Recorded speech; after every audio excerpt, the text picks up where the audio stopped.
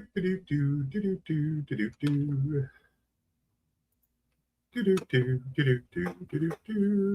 210. Welcome in. Good evening.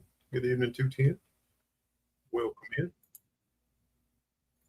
Nice to see you. Thanks for being here. Hope you're having a great day. Welcome in, everybody. Welcome into the mid-week flea market. Welcome in. Welcome in.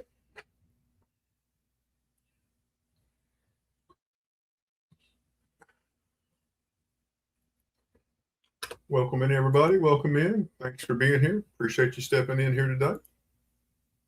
Silver Key's unable to stream today. So I told her I'd step up for here. Do this midweek. Hope you're having a great hump day so far.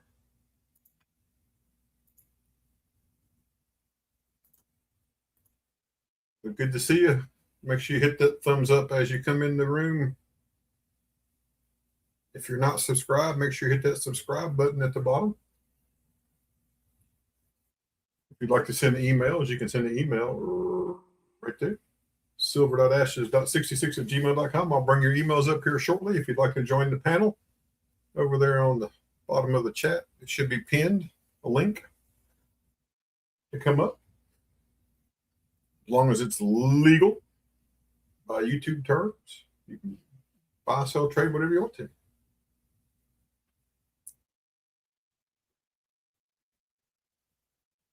How's everybody's week been so far?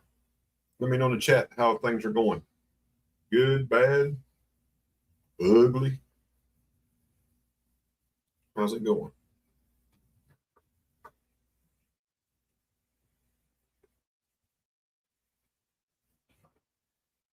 Hey, Gene Anderson, how's it going? Good to see you. Thanks for being here. Hope you're having a good week. Just a couple of three things we'll show here in a little bit. Some other items. See if anybody's interested in anything. What y'all think about silver and gold? How you think about that? Silver's at 65 and change. And gold is at 4,400 and change. So not bad.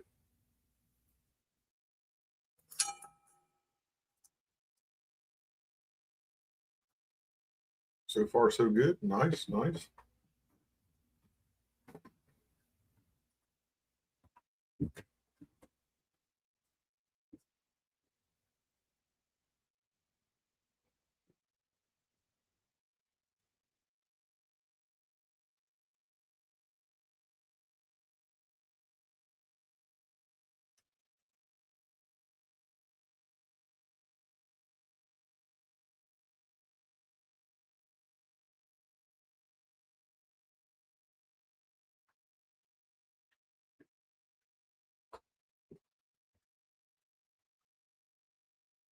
Again, thanks everybody for being here. So I had to step away just for a second. Hey, fill up the board. Vincent, hello, hello, welcome in, welcome in, welcome in. Good to see everybody.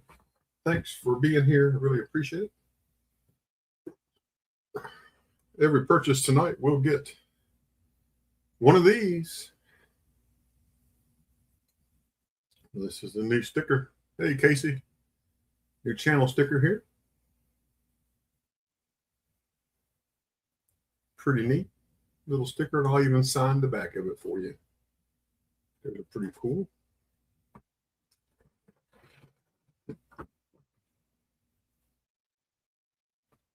Hey, scrapping, ordering, tinkering fun. What's up? How you doing? Good to see you. Thanks for being here. Appreciate that.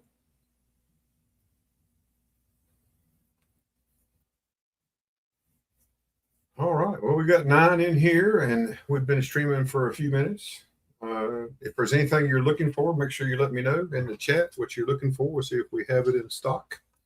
If not, we can probably get it. That's why we call ourselves a coin concierge service. We do fairly well finding items. So, if there's anybody who wants to hop up on the stream, make sure you click that link over there. You're welcome to come up. Oh, thank you. Philip, thank you. I appreciate that. Yeah, the initial one said Wolf Hills coins. I took off Wolf Hills, just put my name back on it. I was going to change my channel name, but I didn't. Hey, Mr. Blue, how's it going? Good to see you. Good to see you. Thanks for being here. Thanks, everybody. Thumbs up is always nice. So, woohoo! My shipping is $6 still, unless you get a lot of weight. If you get a lot of weight, then we may have to have a little discussion, but we should be okay. Shipping cross country to the West Coast from the East Coast jumps up around $6 to $7, but we should be all right. So, but let's get started while we're waiting on anybody else to come in again. The link's over here. Depending on what device you're on, it's either pinned down here or it's pinned up here. Click on that. You can come on the stream with me if you'd like. Hey, Felty. Yeah, I got fancy pictures. And then if you want to send an email, silver.ashes.66@gmail.com.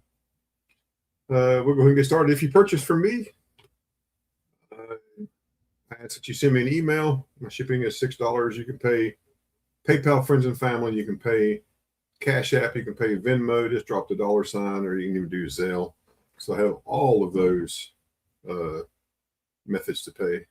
So Felty's also close to 300 subscribers. That's nice. That's nice.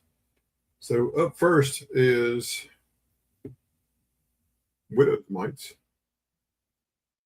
NGC slabbed. You see the information right there? There is a widow's mite coin. And these are all Alex Janaeus coins.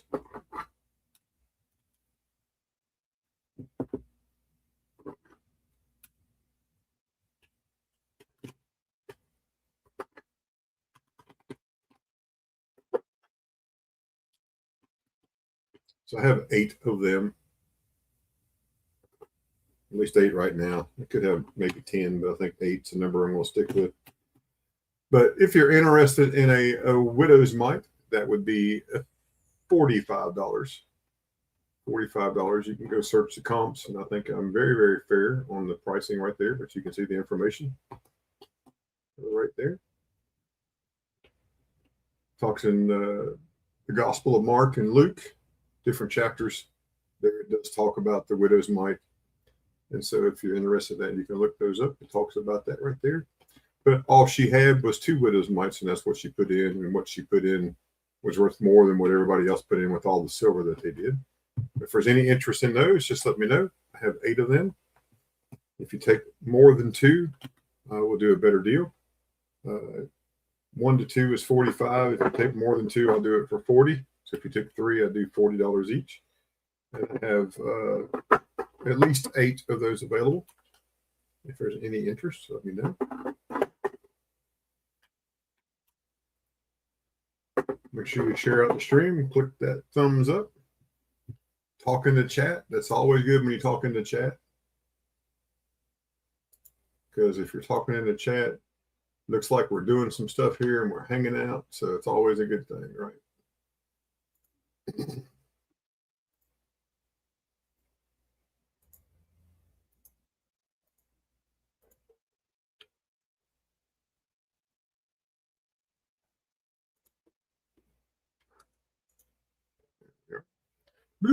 Kellen L, how's it going, Kellen? Good to see you. Thanks for being here, buddy.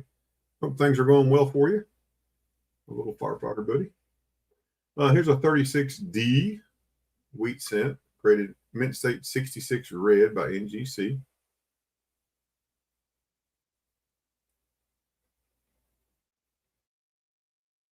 Super nice coin. I would do this one for $50 if you're interested. Super nice.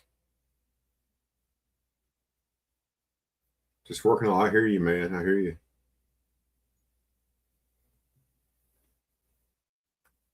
And this is a 1945S war nickel in Mint State 67. Mint State 67. Really nice nickel. I do 135 on this one. Yes, I know it's a high dollar nickel, but they just don't have them this nice in this grade. You just don't find them this way.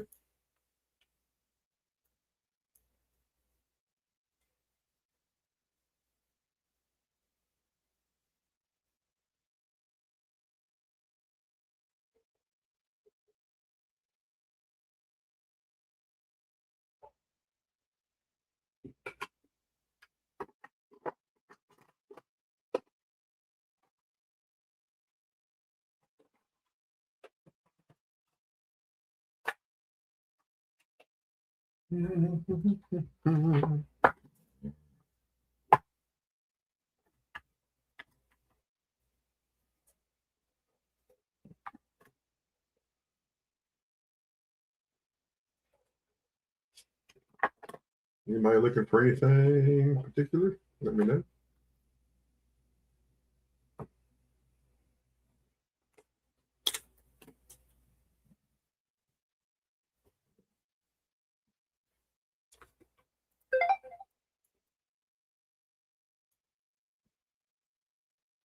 Here is a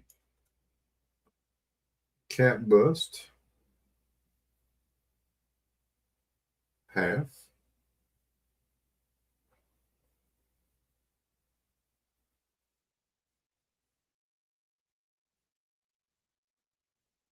$18.37. Reeded edge.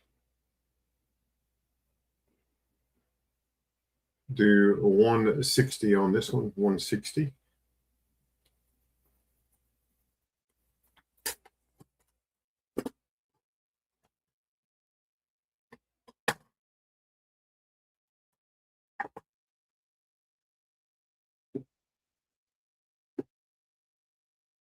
$20.26 P and a $20.26 D. $0.50. Semi-quincentennial half. D and the P, those are 5 each. 10 for the pair.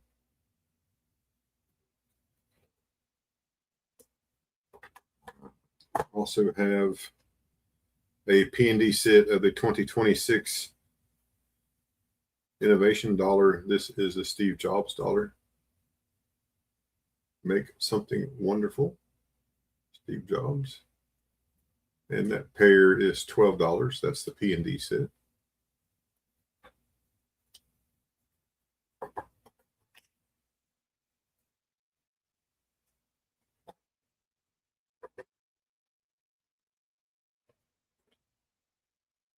Australian tin cruiser.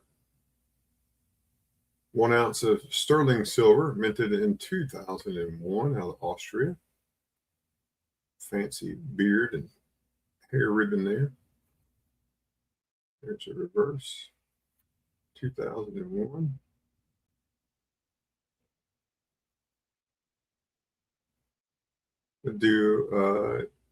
We were asking 100. I would do 95 on that today. 95.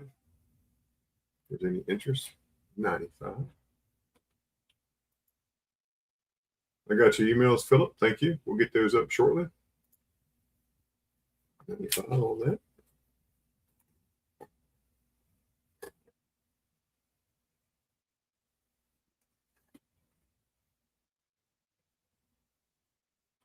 Here's an 1861 seated quarter. 1861 seated quarter. Full Liberty, first year of the American Civil War, I believe. $70. $270 on that.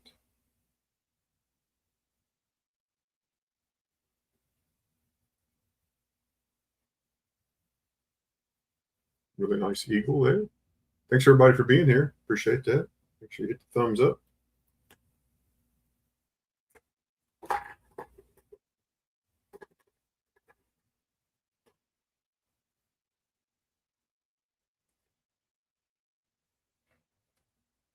Some Civil War tokens.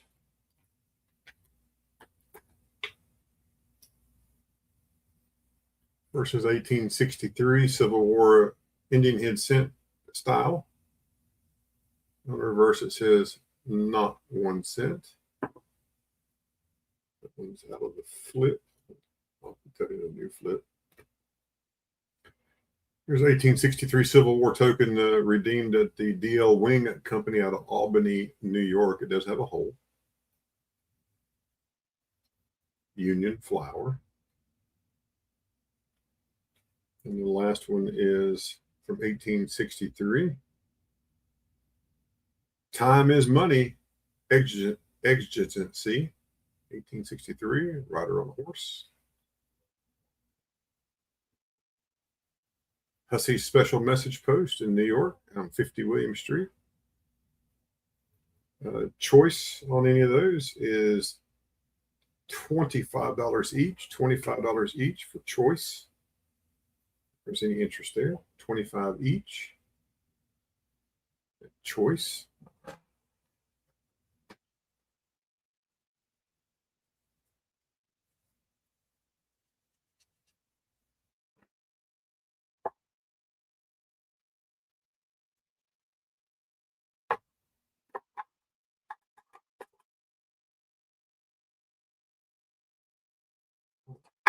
There's no interest on those, which is absolutely okay.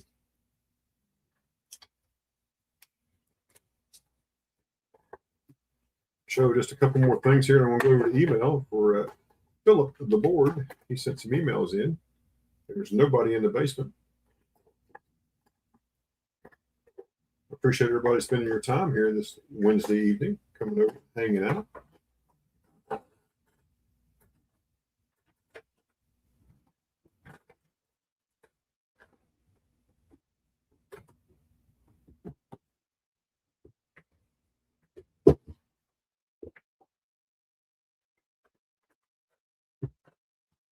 Thanks again, everybody, for being here.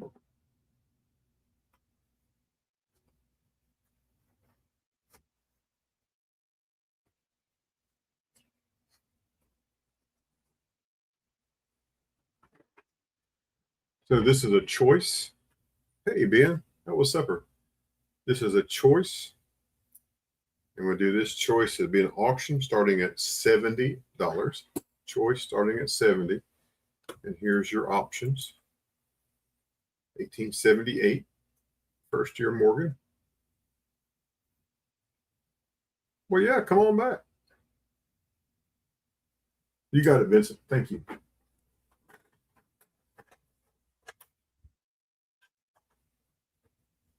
Thank you, Vincent. I'll put that in your package. Thank you very much. Vincent. Behind as usual. That's all right to be behind.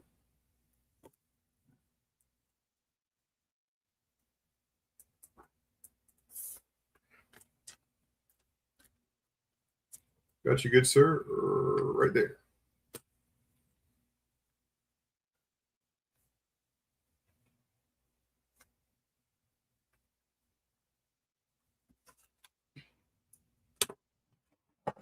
Good hot dog. That's good. He had hot dogs for supper. Here's an 1890S AU58.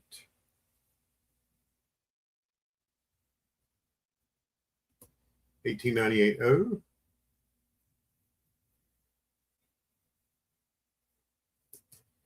Here's a 24.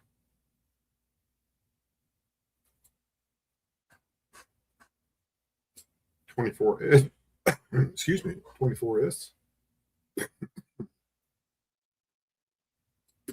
And another $24S. Starting bid is $70 for choice. $70 for choice. The average retail value of any of those coins, the average retail value for the stack is $85 each.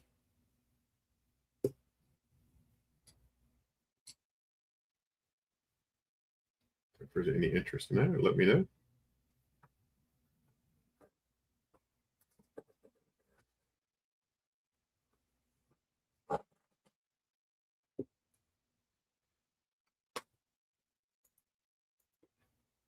Any interest?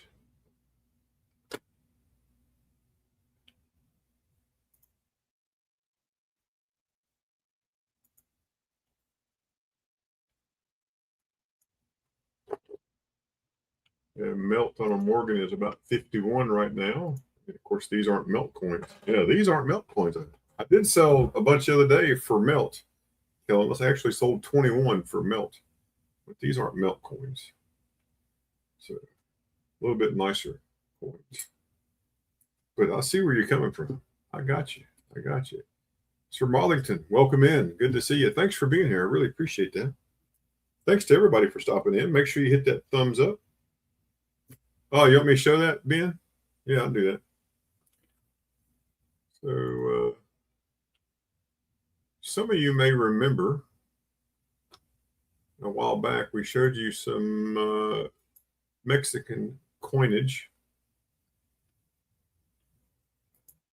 and we were unsure if it was authentic or not. So we sent it off to NGC to confirm that. Let me show you here. Let me share my screen. Oh yeah, it's treasure. It really is treasure. And I'll talk to you about it here in just a second. You'll see why.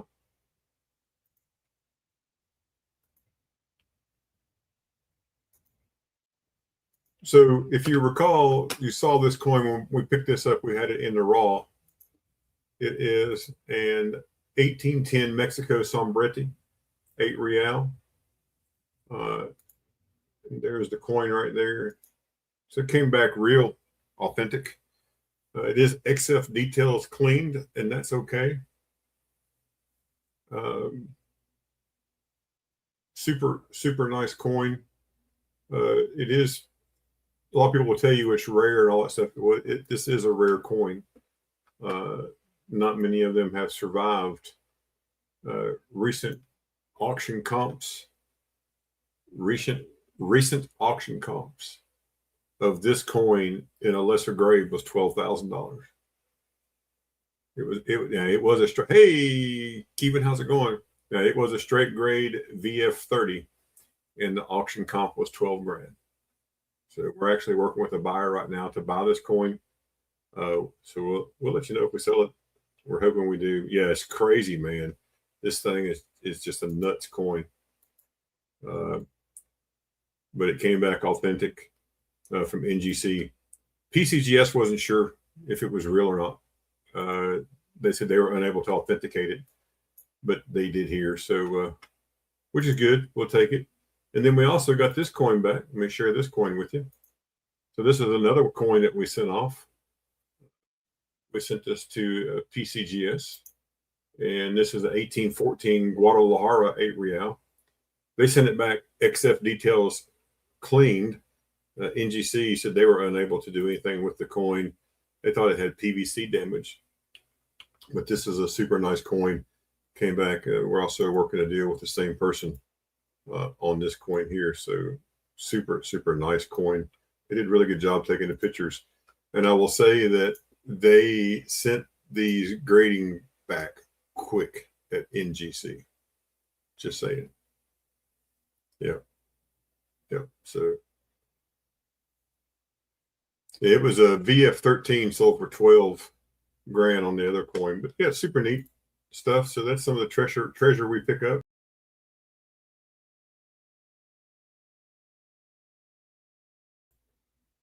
And you got to be careful. Sometimes you kick yourself out of your own stream. There we go. I'm back. Hello. Welcome back. But pretty good treasure right there, I think. So again, welcome in everybody. Thanks for being here. We really appreciate you. Up next is some more Morgans. This stack of Morgans, the average price is $103. I'll show them to you. This is again a choice auction. Thank you very much. And the starting price on these is going to be $90. Here's 83.0. We're starting these out at 90, 85. That's right. Now back to our regularly scheduled program. 87.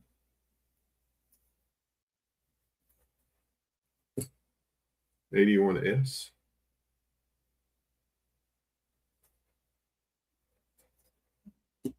Again, we're just trying to move some merch and give y'all a little better deal, and just trying to move some stuff, older stock. We move some stuff out so we can get new stuff. That one's 83.0. Here's 85.0. 96. 84.0. 1900.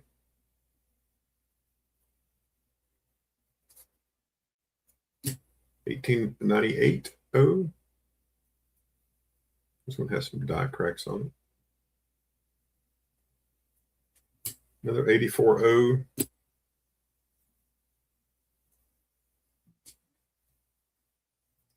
86. And a 1901.0. Again, asking for a starting price of $90. Average price of the stack is 103. So no matter which one you get, there's plenty of meat on the bone for any of those. If you're interested, looking for a starting price of $90. Is there any interest?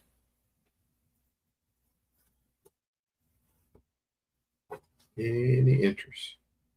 I got Vincent at 90. Anybody at 91? Vincent at 90 looking for 91. Vincent at 90 looking for 91. 91 looking for 91. Looking for 91. Anybody at 91? 91. No other interest at 91. We'll count it down. So with Vincent at 91. It does take, from the time I say something to the time you hear it, it does take about 7 seconds for you to hear that. Now we're going twice with Vincent at 90, looking for 91. And fair warning, the last thing you see will be the SOLD, and that's what's coming out. And 90 looking for 91, and we are SOLD, and we are sold to Vincent for 90 bucks. Which one would you like, Vincent?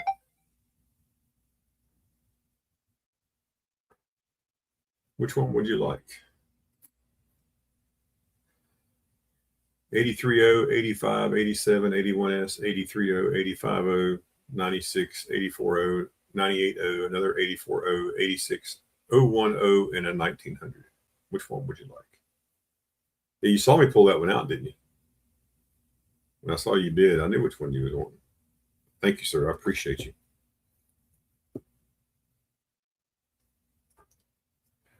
Nice pickup. Anybody else want one for 90 bucks? We'll just let you bin them for 90. Anybody else want to bin one for 90 bucks?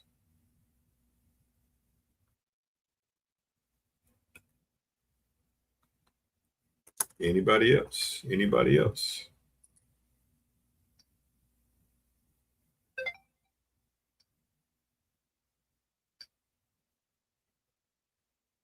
Anybody else? Anybody else going once? Twice? All right, let's go to the next stack. Again, $90 is a really fair deal, I believe, on those. If the price of silver keeps trending up, that's not a bad deal on those for sure. Last stack I'm going to show, and then I'm going over to the emails. I have emails now from Philip the Board and Kevin, and we will get those emails and show them here in just a minute. All right, so the average price on these, this stack is 107 is the average price. 107 is the average price. We're going to start this stack out at 95. 95 is the asking price. The starting price, it is choice. 1,880. 81.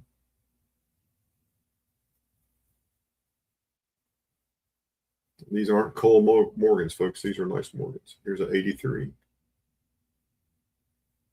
Again, asking price of, starting price of $95. 95. 88.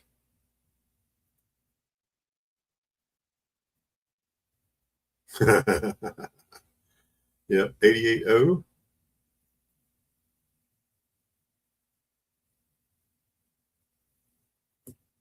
86.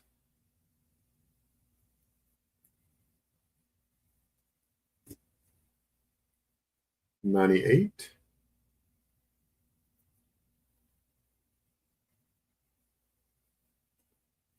Another 98.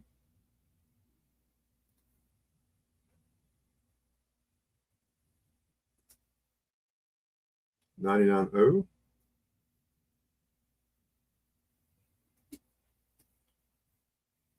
Another 1900.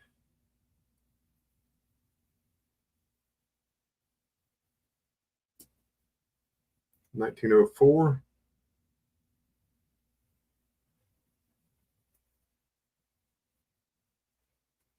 Another 1904. That's a 040, and this is a 04. Starting price 95.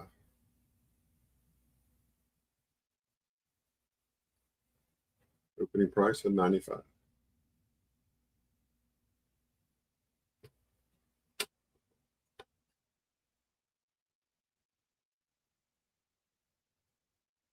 Any interest at 95? No, I'm not targeting you, man. That's just what's out there. That's just what we got.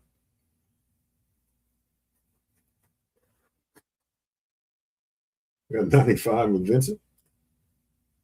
Vincent, I know you're going for that. If you would rather trade out this one and me put this one back, and you just take that one for 95 and put this one back, I'm okay. You don't have to take them both unless you want them both. I'll give you do enough shopping, so we'll make it work. However, 95 looking for 96, 95 looking for 96. Who will give me 96?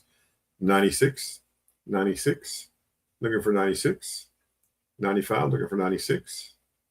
Any other interest? Going once. And that exclamation point is a 1. Going twice.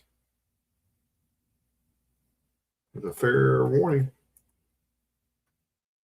3, 2, 1. And we are SOLD. Sold it. Sold to Vincent for 95. That's the one you want, Vincent. And did you want, I'll put, if you don't want both of them, you want the nicer one, I don't mind to put this one back and just give you this one. I'll leave that up to you. You can take both if you want, but if you just want the nicer one, just let me know. You can either say however you want to do it. You know me, I'll make it right. If there are nice coins.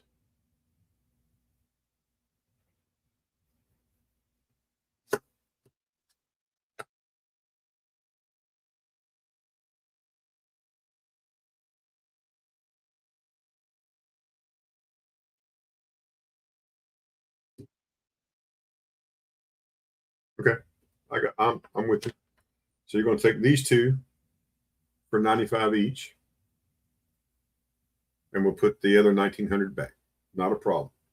I got you. Thank you very much.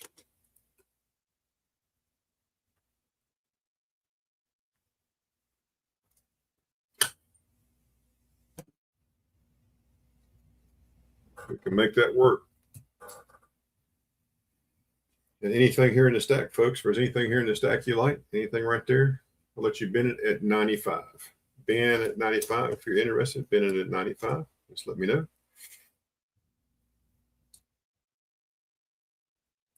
Anybody. Bin it at 95. All right. Okay, we're going to go to our emails, folks. Again, thank you for being here. We've got some great emails we're going to bring up here from some great folks in our community. So let's check them out here. And if you're interested, you just let us know in the chat. All right, here we go. Let me open it up. Philip DeBoard, you are first. And then Kevin, you will be second. Philip, you are first. And then Kevin, you will be second. Thank you for that. All right. First up from Philip DeBoard. Philip is in the chat. This is a Mercury dime set. It is missing only 2 dimes. It is missing the key date, the 1916D, and then missing a 1930S. There are 74 dimes plus 4 semi-key dates. It has a 21 Philly and Denver, has a 31 Denver, and a 26 San Francisco. You also get the Dansko album. We are looking for $500 plus shipping or best offer. Looking for $500 or best offer plus shipping. Right there, you can see we're missing that 16 right there. Let me make this a little bit larger. A bit larger right there. So right there is that 16 that's missing. That should be right there. We all know that's the key date. If you needed a key date, if you buy this book and you need one for that, I probably got that. I can hook you up. And then down here is a 30S that we're missing right here in the bottom. There's a 30S. And we probably can do the 30S as well. Just have to find it there in one of our boxes. And there's the reverse. That's the reverse of the last page. This is the last page. So 34 down through 45S. And then these are the three additional dimes, which is a 28 small S, a 41 large S, and a 45 micro S that are also included. Again, a total of 78 dimes. 74 of them are priced at spot. The other 4 have a slightly higher premium. So we're looking for $500 or best offer. And that would need to also add shipping. So $500 or best offer and need to include shipping. Is there any interest in the book? Any interest? Thanks everybody for being here. I really appreciate you having the time and opportunity to come hang out with us here on a Wednesday afternoon. Thanks for being here. Remember to keep our friend Silver Keys in your thoughts and prayers. She's having some challenges with some of her family. Remember, just make sure you remember her that she can get through that, and she'll be back with us soon. Also, keep our friend Benjamin in your thoughts and prayers. He lost a good friend to a hard-fought cancer battle yesterday, or a hard-fought battle. I'm not 100% sure it was cancer, but hard-fought battle yesterday. So make sure that you keep Ben in your thoughts and prayers as well. Looks like there's no interest in that. So let's go to our next email. The next is a Roosevelt dime book. So this is from 1946, the beginning of the Roosevelt dime series, up to 2017. It actually ends at 2017 D, Denver, and also additional dates. 48 silver dimes. We're looking for $250 or best offer plus shipping. $250 plus shipping is the ask. So right here we go from 1946. There you can see all those dimes right through there. Into Dansko. You do get the Dansko. The Dansko is a $35 value, folks. Easy. There you can see all those silver dimes right there on that page. We'll go to the next page and this is the next page right there. 62 on down through 64D. That's all those silver dimes. And then we jump down here to our clad dimes from 65 on through 84. 84 down through 2005 on that page. And then on this page here, 2005 all the way down through 2017D. And then you're only missing a 2018, 2019, 2021, 2023, 2024, and 2025 Philly. If you buy the book, I'll send you a 2026 dime for the book if you need one. Obviously, it won't be a Roosevelt because they're not making a Roosevelt dime, but we're looking for $250 for the book. Yeah, $225 to melt just on Rosie's. Yeah, so if you're interested in that, it's a really good deal, super fair deal. I think when you look at it, and the silver continues to go up, that deal just gets better and better. But any interest, let us know in the chat, folks. And then here is a 1912 S V nickel. This is one of the key dates for the V nickel set. This is fine to very fine condition. It's $210 shipped with tracking. And right there is that S mint marker right there. You can always make an offer in the chat to anybody we ever have that we're selling. So if you want to do an offer, you can. There's that S Mint Mark 2012 S. One of the key dates for the Liberty or V-nickel set. And we're looking for $210 shipped with tracking. If there's any interest, let us know in the chat, please. It's a super nice coin. There's a 1914D Lincoln wheat cent. Very fine condition, tough to find in any grade. It's one of those key dates that you're really looking for. You know, the 1909 S VDB, the 1914D, the 1922 no D, and the 31S. Those are all super hard coins to find. This coin we're looking for $240 shipped. $240 shipped on this coin. There's the obverse and the reverse. Get back so you can see that date and the mint mark. Looking for $240 shipped, 240 shipped on a 1914D wheat cent.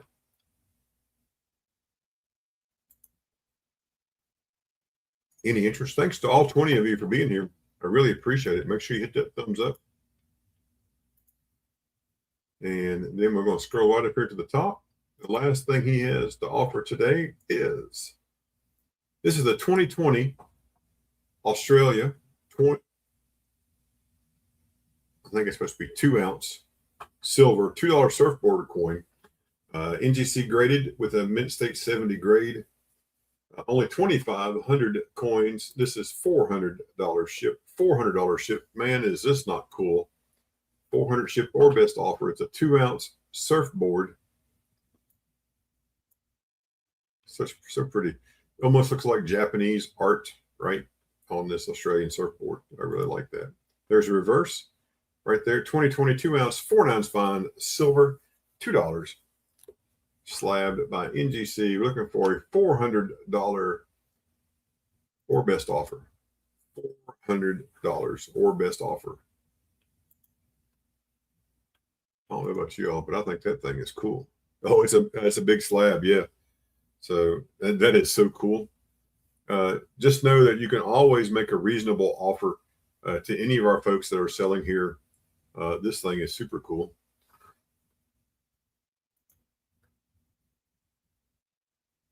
And there is an NGC number. You can look it up if you're so inclined. Right there is that number. But any interest, let us know. And Philip DeVore, thanks for sending in those emails. Philip will be in the chat, folks. If there's anything you see there that you're interested in, make sure you just let us know. We can always come back and look at that. Not a problem. Up next is Kevin Rose. Kevin, just making sure you're in the chat. I know you are, just making sure. Fancy Kevin, are you there? Hello, Fancy Kevin.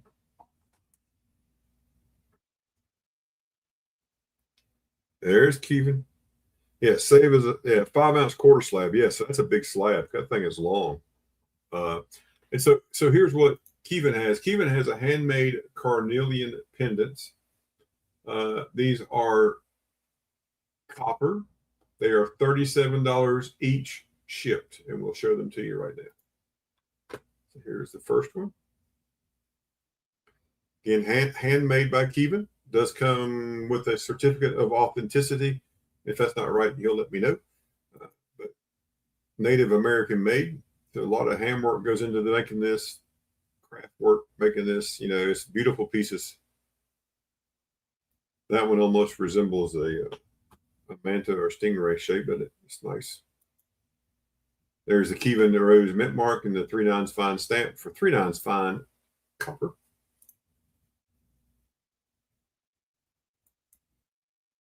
And there they are. So any interest in those are $37 each shipped, 37 shipped. If you don't have a piece of Kevin's art, this is art, his jewelry, you're really missing out. I have a piece and I really enjoy having it in my collection. Up next is coral and turquoise inlay ring. Coral and turquoise inlay ring. It's sterling silver. Size is a 9.5. It weighs 5 grams total weight, and we're looking for $65 shipped. 65 shipped. There's the weight, just a tad over 5 grams. And there is that inlay, that turquoise, which is the green, and the coral, which is the pink. Did you make this, Kevin? Is this one that you made? So a lot of work has gone into making this, folks. It's a super nice piece. You can also commission Kevin. He will take commissions if you need to make something or wanted something made. You can reach out to him, and he absolutely could help you come up with a design and something that you would really like. And hello, can you hear me? Yeah, I hear you. Can you hear me? Yeah, woohoo.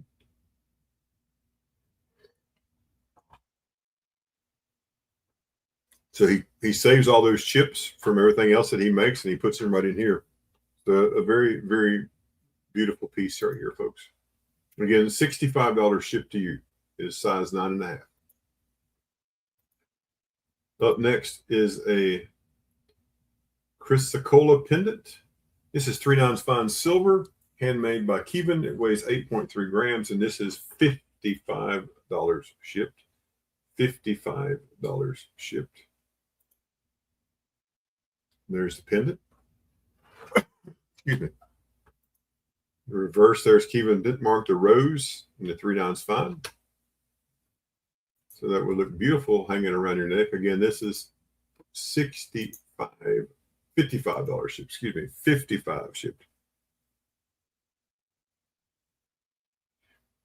Philip the Board says, hey, if you're interested in the Mercury set, he'll do $450 shipped plus shipping on the Merc set today. $450 plus shipping on the Merc set today.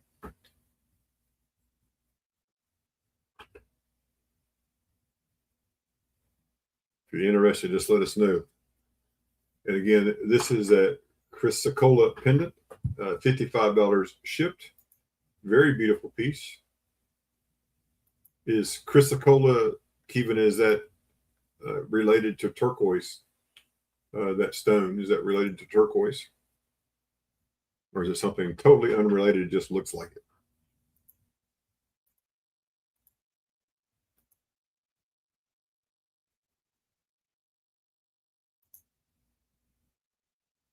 And our last piece from Kevin is a 24 karat gold plated Matashi crystal tulip vase. It's 4 inches tall. This is going to be an auction. Starting bid will be $20 and shipping will be $7. So if there's any interest in that kind of related, I got you. Okay. So here we go. Let's look at this. This is a starting bid of $20 plus $7 ship. Again, it is a 24 karat gold plated Matashi crystal tulip vase. 4 inches tall, folks. It's a very, very lovely piece here. Looking for a starting bid of $20. Who will start us out at $20? Oh, no, you're fine. It doesn't bother me. We got 20 with Vincent. Somebody give me 22. 20 with Vincent. I'm looking for 22. Let's go 22. I like round numbers. Oh, we're all good, Philip. So it never hurts anybody. I got Vincent at 20, looking for 21. I'll take 22. 20, looking for 21. And folks, look at this. Got those Matashi crystals right there. You can see those crystals on top of the tulip. There, it's 4 inches tall, 24 karat gold plated. Looking for 20. Well, we got 20 now. I'm looking for 21. Who give me 21? Looking for 21. Come on, folks. You know, this is nice. This is nice. This is nice. You know it is. But I'll tell you what, right now, we're going once. Going once. 20 looking for 21. $7 shipping. $20 shipping. $20 going for 21 with $7 shipping. Looking for 21. They'll give me 21. We're going twice. Going two times to the Vincent at $20 for the Matashi tulip crystal vase.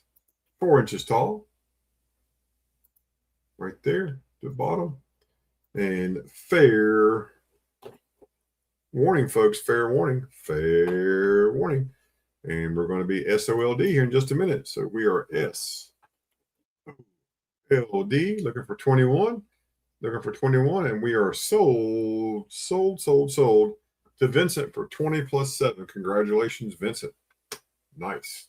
Congratulations. So one of my favorite things that I get to do with everybody that sends us an email is to go right up here and click that button. Thank you very much. Well, that's all of our emails that we have currently right now. That's all of our emails. All right. And he's also taken that ring for $65 too.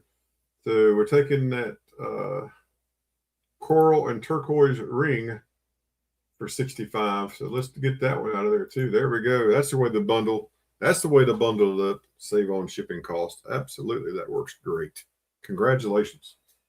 Now, folks, let's move some of Philip the Board's merch. Y'all saw what he had for sale. Super fair deals on everything he had up there. Who wants to help Philip the Board out and buy something that he's got? Let's go. Come on. You know you want to. You know you want to. Let's go. Anybody? Anybody?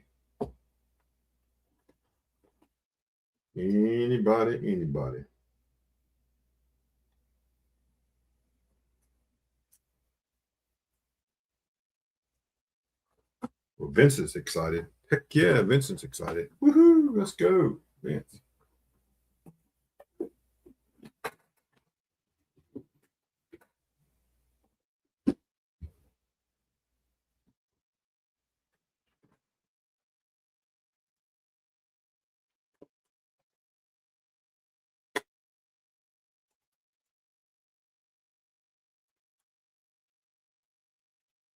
All right, we're going to do one more turn with me just a little bit. We'll see if anything happens.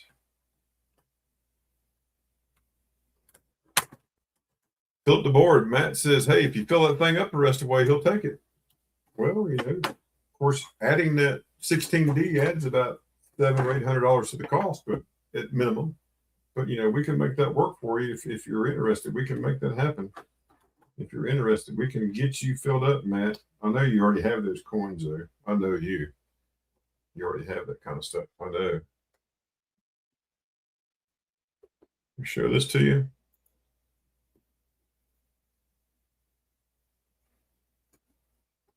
This is the King James the First. Yeah, exactly. We have graded, attributed 16Ds we can add to that set. If someone wants to buy that set from Philip and you want to fill it up the rest of the way, we will make that happen just so we can get Philip to sell his set there. So if anybody's interested for $450, then you want a 16D, you let us know, and we will make all your dreams come true very easily. At least when it comes to a Mercury set, that's about the only dreams I really can promise to make true for you tonight. Everything else, I may have to get permission from my wife. So y'all know how that goes, right? So on the screen is a 1603 to 1604 1 shilling from Great Britain. This is a King James the First coin. As you know, you may not know, King James was the king that commissioned translating the Bible from Hebrew and Greek into a language that everybody else could read. So he commissioned that. This is a coin for him right here. Yeah, he wants you to mail it to South Carolina. Even. So 1603, you can look up the numbers right there. There's only 6 of these graded. This is the number 6 coin. There are 5 that are graded higher. If you're interested in this, it's $550, $550 on the thistle. King James the First.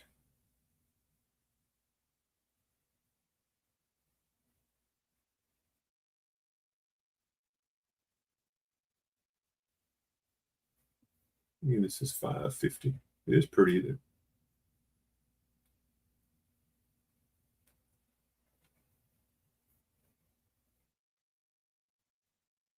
Bought this at the fun show in January. Super nice coin. Next week, I'll have some new product to bring out next week when Ben and I meet up. We will have a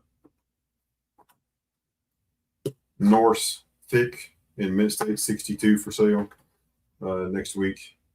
We just weren't able to meet up this week. Too much stuff going on, work and life, But some other items coming up. But anybody looking for anything in particular? Anybody looking for anything in particular?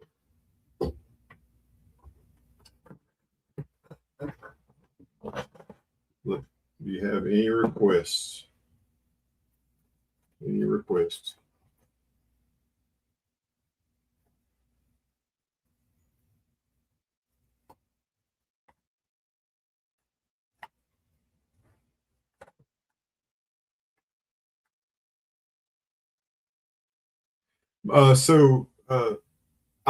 I typically stream on Sunday evenings. That's my day to stream.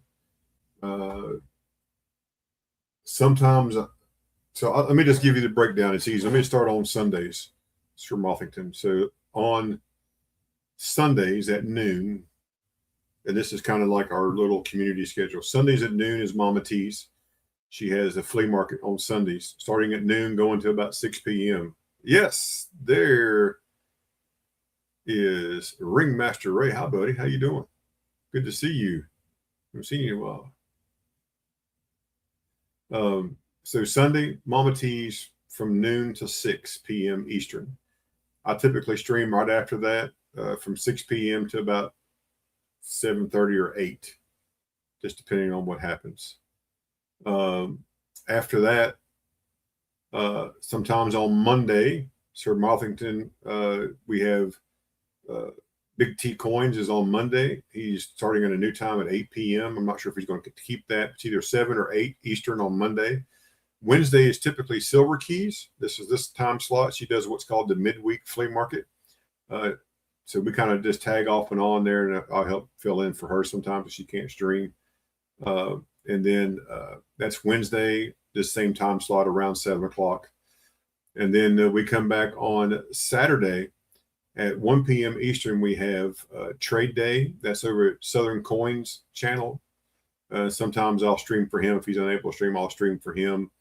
And then we go over to Morgan Silver Treasure at 8 o'clock. When Big Flip gets back in the swing, if he gets back on YouTube, we'll be going to his channel around 6. We can get Big Flip to come back and stream. Then it starts all over again. So if you'll subscribe to my channel and ring the bell whenever I go live, you'll get a notification. And then we will bring you right over into the stream. And just make sure you subscribe to all those folks. So I stream 1 or 2 times a week. That's really about it. So, but love having everybody here. And if there's anything you're looking for, folks, let us know in the chat. I've got lots of numismatic and type coins. Anything you're looking for, happy to find that for you.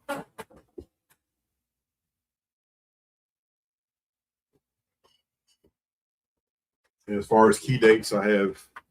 Oh, you're very welcome.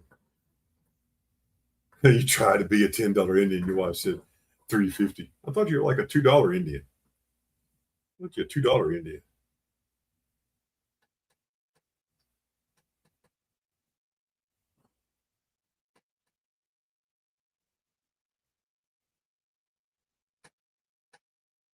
You got it, Vincent. Yeah, I'll send you those in just a few minutes.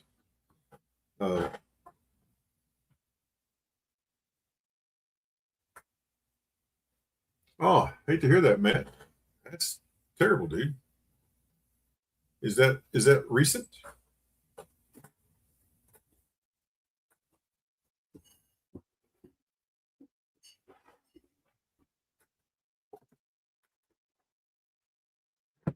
Are y'all talking about a $10 Indian? I did pick up a $2.50 gold piece, but it's not an Indian. I don't have an Indian.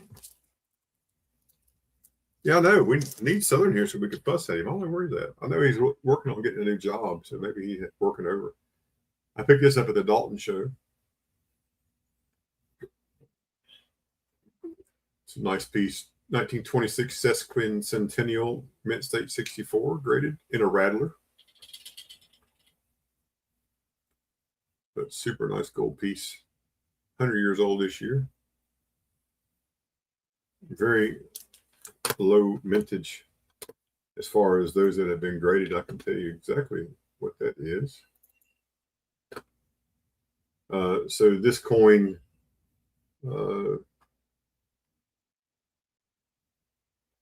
only had about 80 of these, roughly. 80 of these were graded in rattlers. So super nice coin. For someone here in the community, I would let this go for probably 1,700. Had it priced for 1,900. If anybody was really interested, that was kind of like the I don't want to sell it price for 19. But if anybody's interested, about 1,700, or you can make a reasonable offer. I got you. Right on, Matt. Well, good luck to you, my friend. We'll be saying some prayers for you if that's all right. But really a beautiful coin. I bought it because it was in a rattler, and it kind of is a Kamim, but it's not a silver Kamim. I just happened to walk by, and it's like, I gotta have that, so I bought it. So,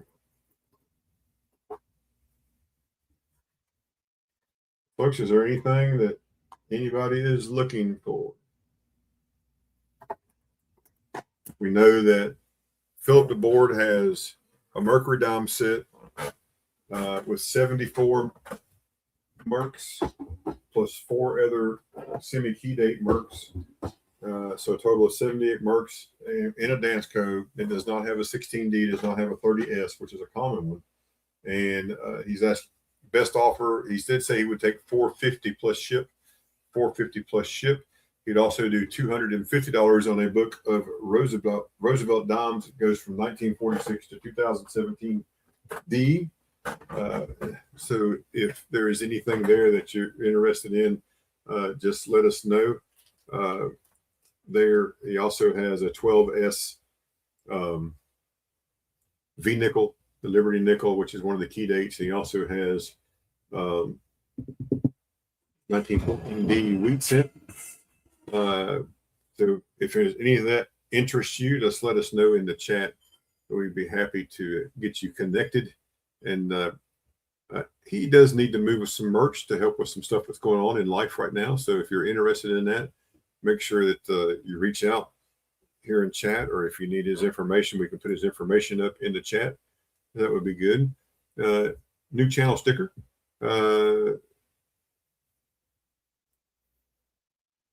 Wolf Hills is what my town used to be called, so we put a wolf on it there. We find it, you collect it, trusted, professional, and personal. Heck yeah. And I put one of my favorite Kamims on there. I like the sesquicentennial reverse with the Liberty Bell, 76 to 26. So I think that's pretty cool. So anything that I can find for anybody tonight, let me know. Got those Morgans. If you're interested in those Morgans, we can do those Morgans. I would just let you bend them instead of doing an auction. We could just bend those Morgans if you wanted to. The prices that we talked about earlier, if you're interested in that. I do have a winning lottery ticket. If anybody needs a winning lottery ticket, here it is right there. $1. Hey, there's Ray. Is that you, Ray? Yes. Hey, Ray. Can't hear you, Ray.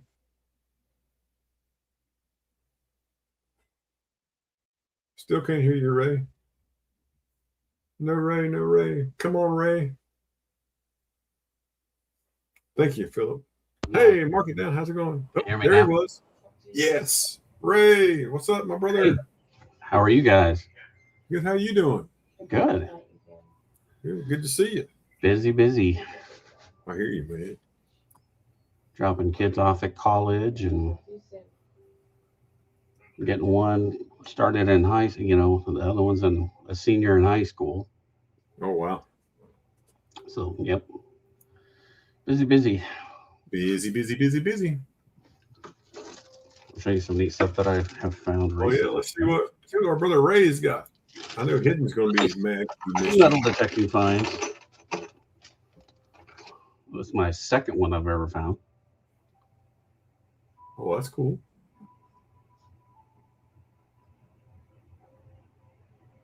Don't find these very often.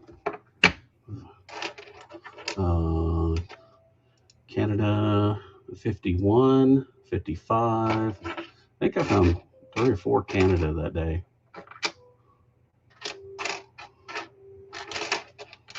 Well, they didn't want them. They just threw them on the ground. So Yeah, finding them in Texas is kind of weird. But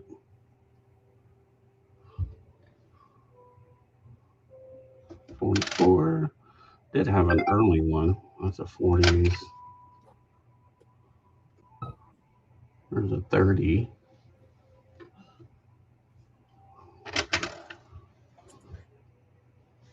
$44. Oh, here's the early one I found. Dug up. 1910. Junk ring.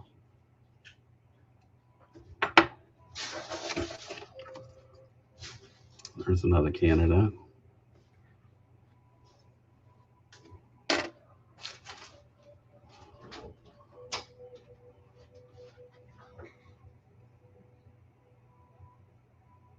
$55. 41. Found that. Dug that up at the old air base.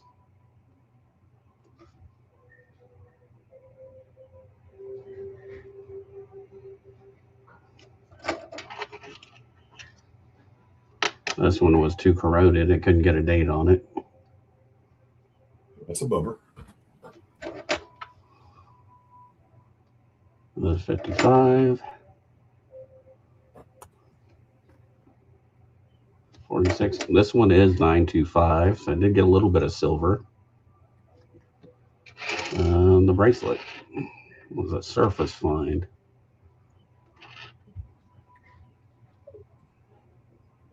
Too bad it's just stainless steel.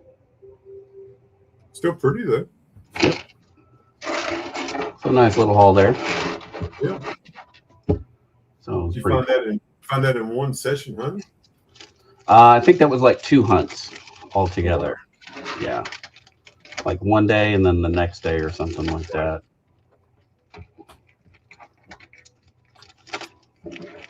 Yeah, when these pop out, they ring really high, so they ring really good. Big dollars. All right. You guys want to buy coins? You guys looking to buy coins? They might be. Show us what you got. I They might be interesting. Oh, I got some up here. Let's see if we can sell some stuff. So that's kind of what we do here. That's right.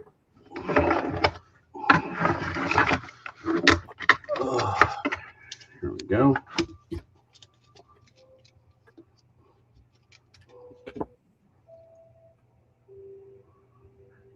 There's an 03 Philly.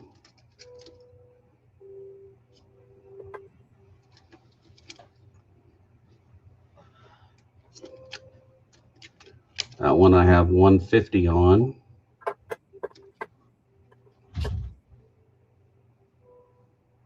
That's 90%. There's a 1910.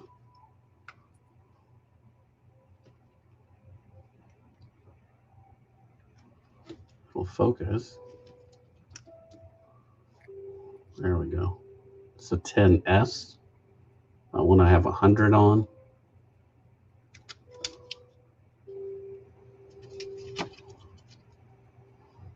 $1909, the common date. That's an S.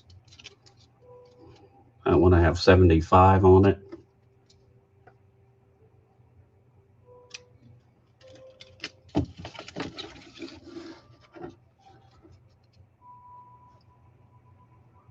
$50 centavos. 12 on that one. 20 on that one.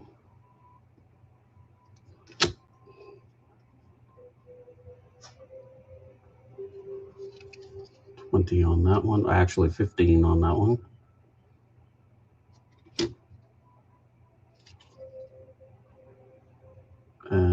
$2.30 on that one.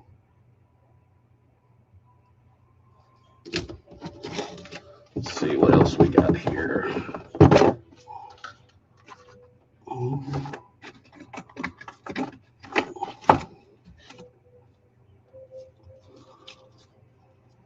From Mexico. We got all kinds of Mexico.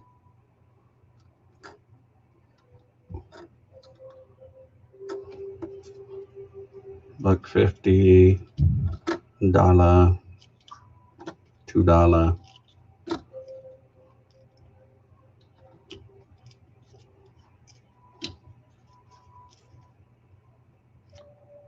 See any of these you like?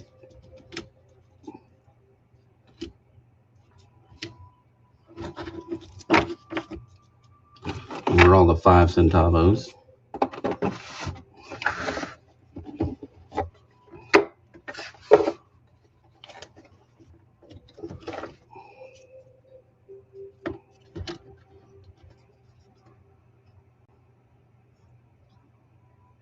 Do $2 on that one.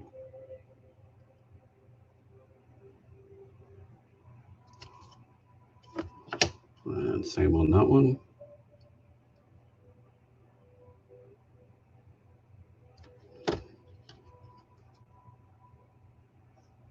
It's the type 2.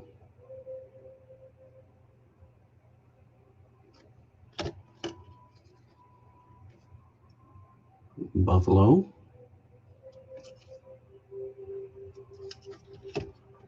Another one.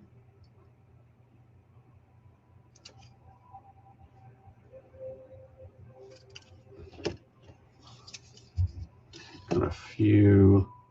These are basically just $1 a piece because they're not in great shape.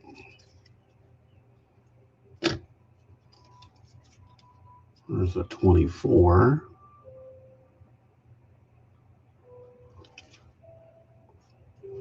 So if you see any of them you like, just type it in chat there. We'll take a look at it.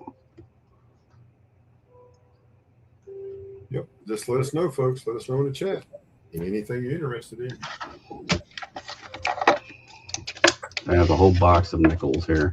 You guys need any earlier mint set? 88, 89, 91, 94S.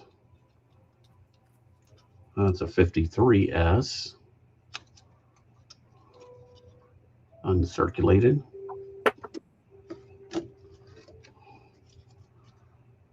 $98, 86, 52 Denver. These are all BU. There's a 96, a 90D.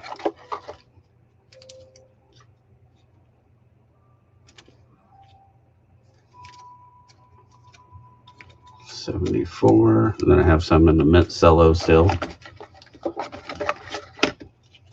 Any nickels you guys are looking for?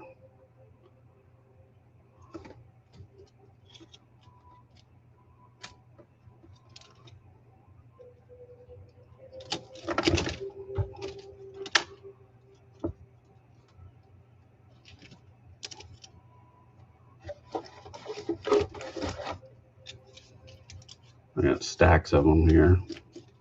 60s, 70s, 50s, and newer in the proofs. Lots and lots of proofs.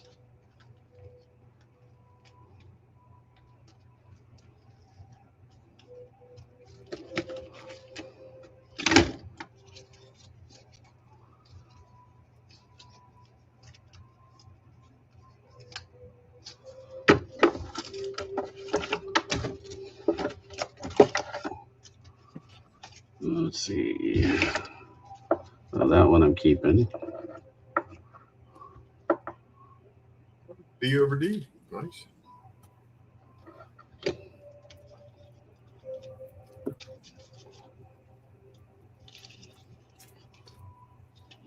few of those.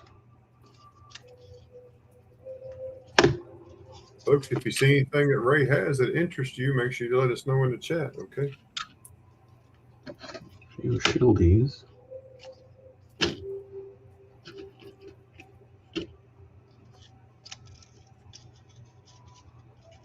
See if there's any more.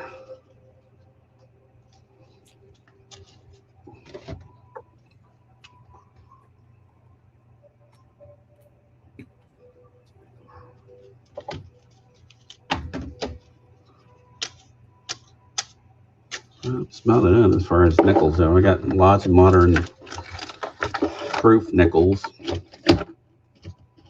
So we're interested in those.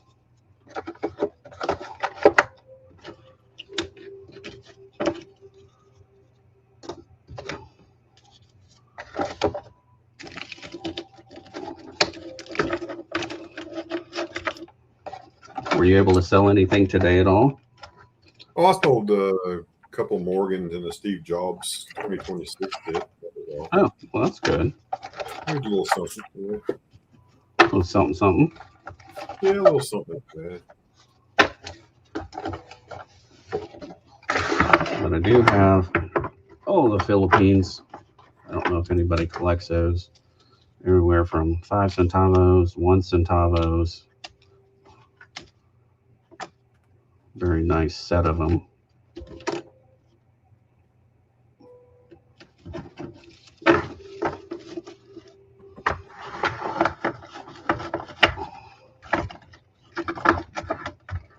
I think here is all the silver. Silver.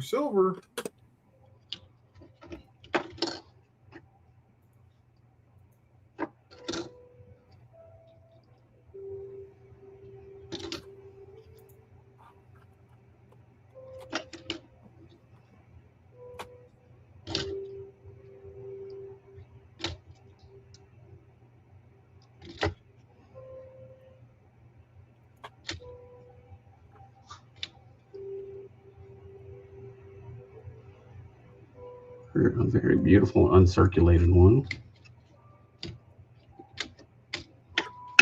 The 20s. Oh, and then here's the 20 centavos.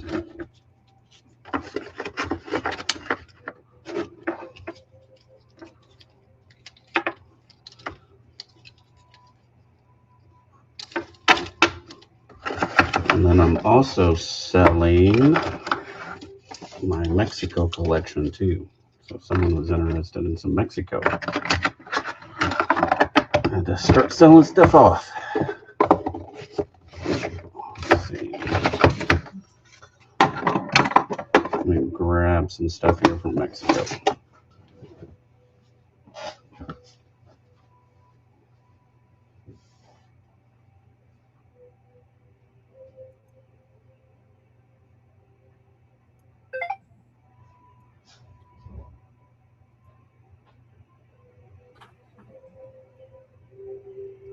Thanks everybody for being here. Make sure you hit that thumbs up, share out the stream. It's important.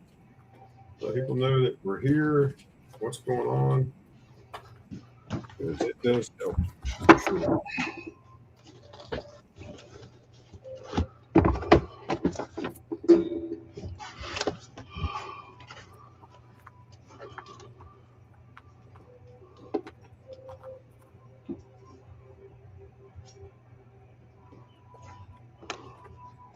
So these are the 5-cent silver.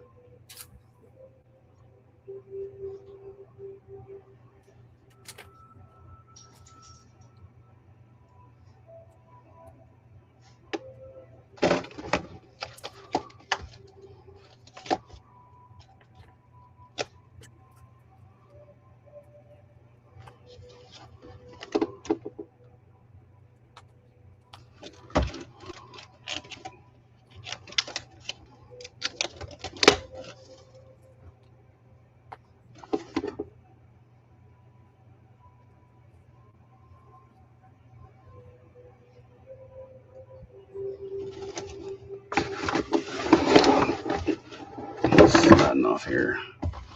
Got some older Mexico 25 centavos.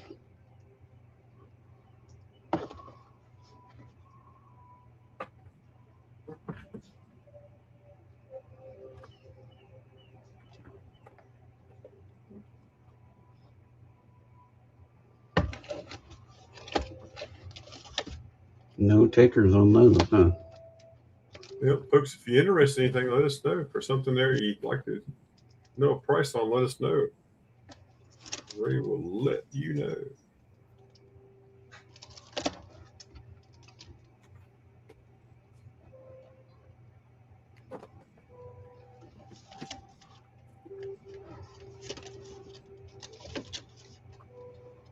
You may have missed it early in the stream, but you remember that Sombretti that we had, that 1810 Vargas Sombretti that we had that we sent off to PCGS and they couldn't authenticate it. Yeah. We sent it to NGC and they said it was real. Nice. Yeah. One sold at auction in VF30 for 12 grand, and this is XF details. So Nice. it's better graded coin, but it's detail grade coin. So Yeah. that's a pretty good lick. So There's some silver. on the 3 pesos, and best on the 3 pesos and 4.50 centavos, right? Okay. If you want to go back to those, the 3 pesos and 4.50 centavos. Oh, that's not it. Other box.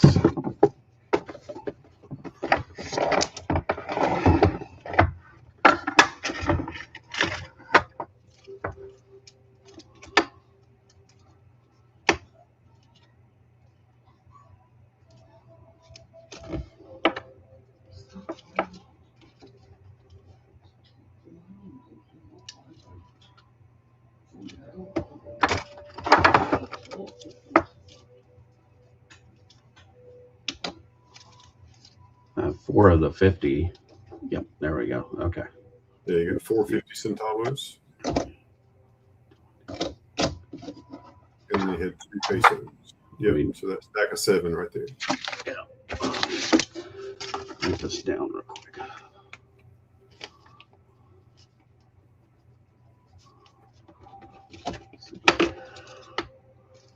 Do 100 each on those two. So it'll take off $50 there. I'll make it 275. We'll do 20 each on those. That'll be 80.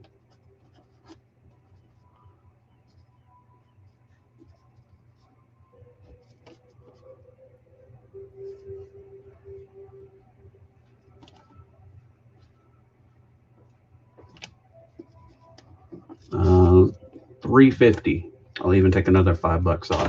$350 for all of it.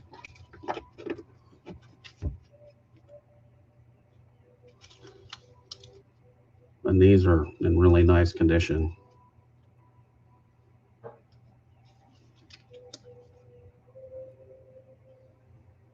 All right, you got it, Vincent. Take Nice. Grab a little baggie here.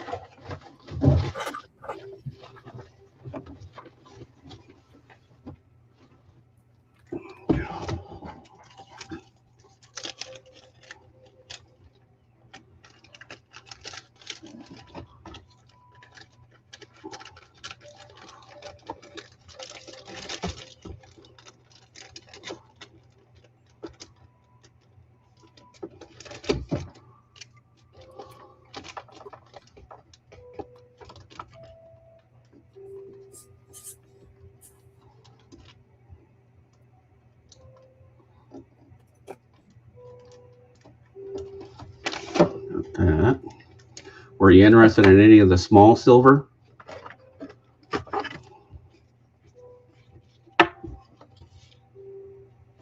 You got the dime size and the 20 centavo silvers. You were interested in any of those, Philip? I mean, Vincent.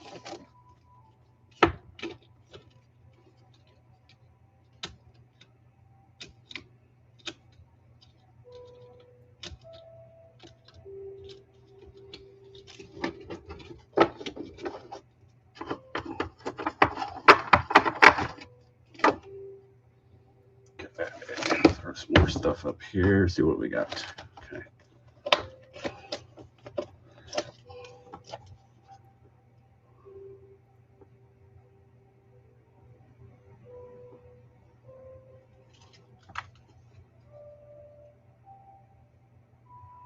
That one's for 55.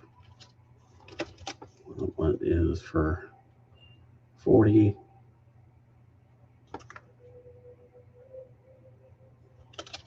I'm just selling them what I bought them for. That's it. I think you guys know that guy.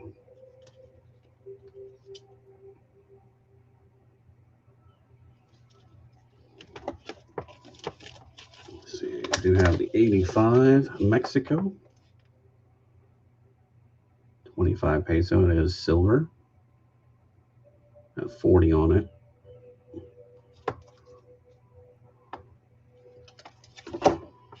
I do have some medals here. This is from the Olympics. You know, the 1968 Mexico coin. Well, these are the medals from that also.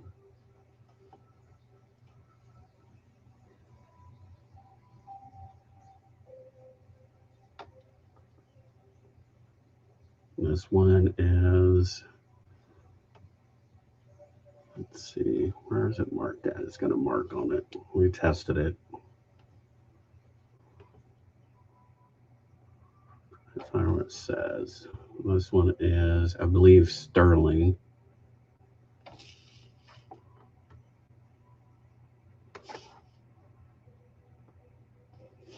Then I have the bronze also.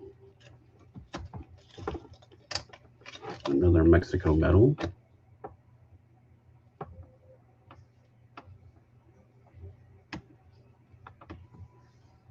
Also silver.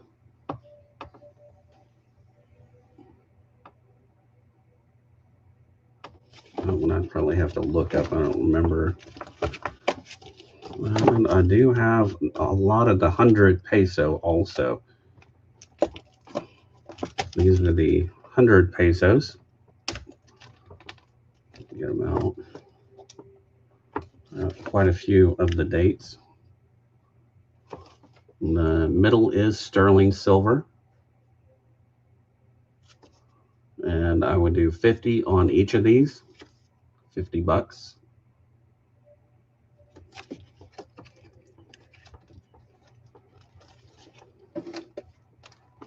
I have a bunch of them.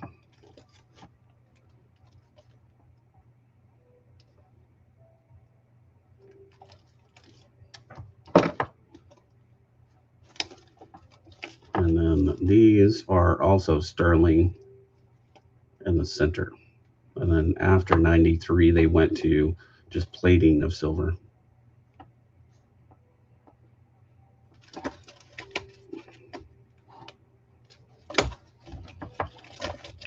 If you're interested in any of those,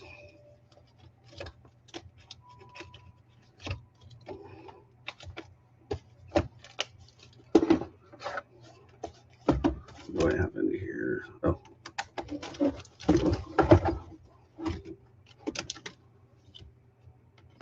Contemporary counterfeit, 2 reals. Got a couple of wedding tokens. Those are gold.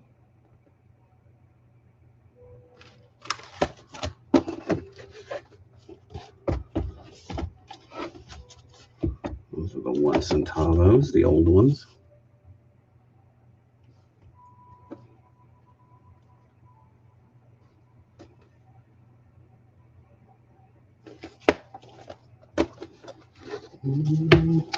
Anything else you guys like? Through all of these. Probably gonna be selling some of these on eBay and several other places too.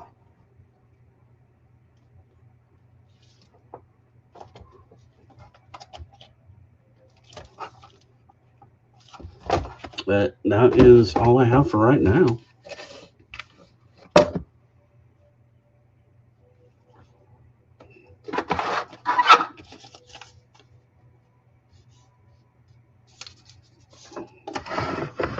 These are all the rest of the Philippines here. I also have except 5 centavos and 1 centavos.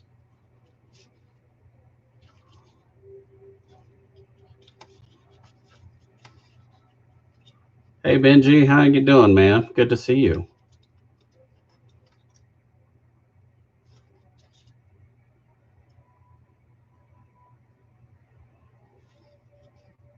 Thank you, Vincent. Got some earlier 1 centavos in here.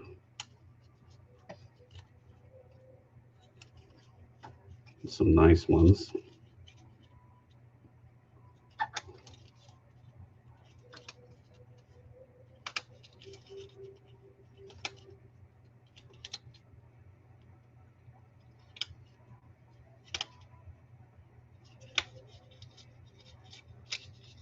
And there's the 5 centavos.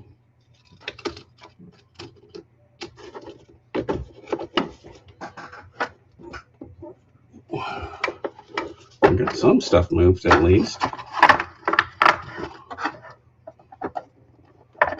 And I'll get that out to you. Probably get a notification tonight that it'll be going out.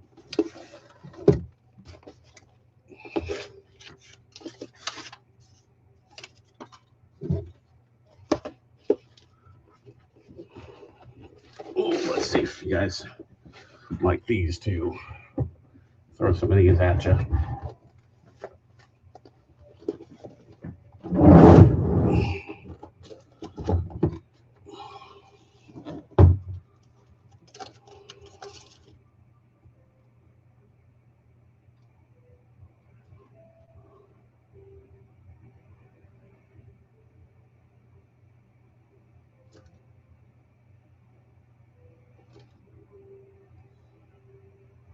That one's 45. That one's 45.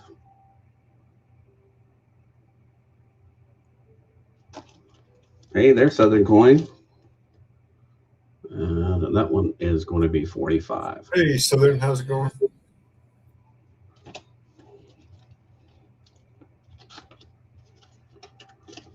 Some of these like that for 25.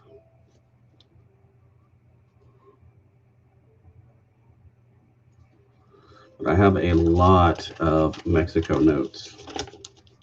If you see any of these you like, let me know.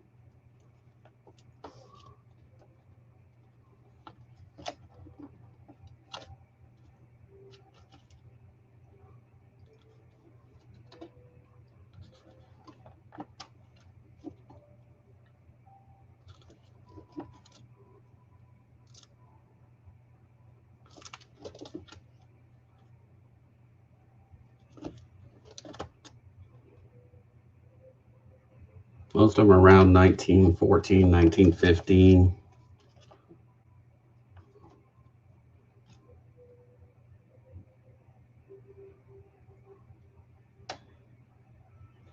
Benji likes them all. Yeah, it's a whole set here of Mexico. Some really nice early ones.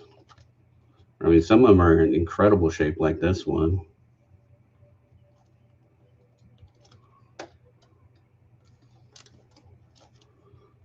And, you know, the nice colors that are on the back. Here's the railroad. That's an expensive one.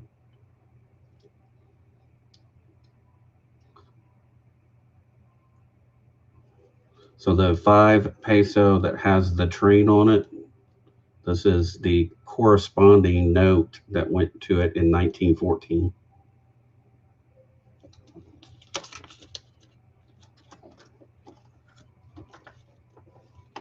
I got some nice uncirculated stuff.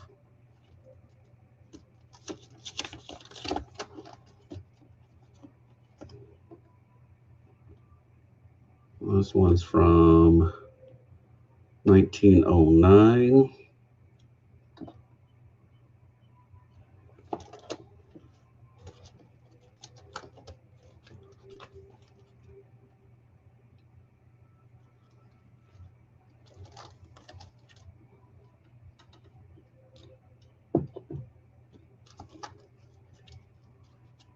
There's the $10 note, 1913.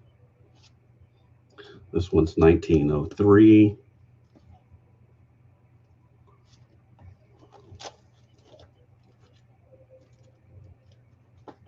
20 peso, 20 peso.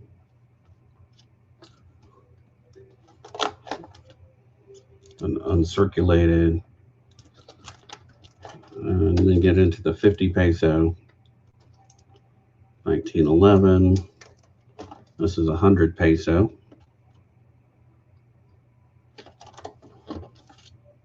And then I have some random foreign stuff in here too. Banknotes.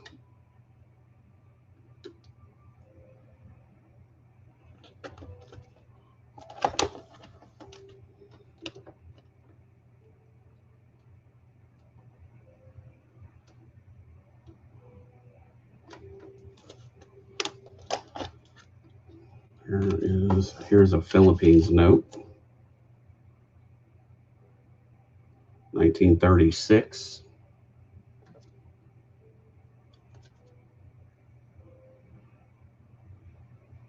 Got 45 on that one.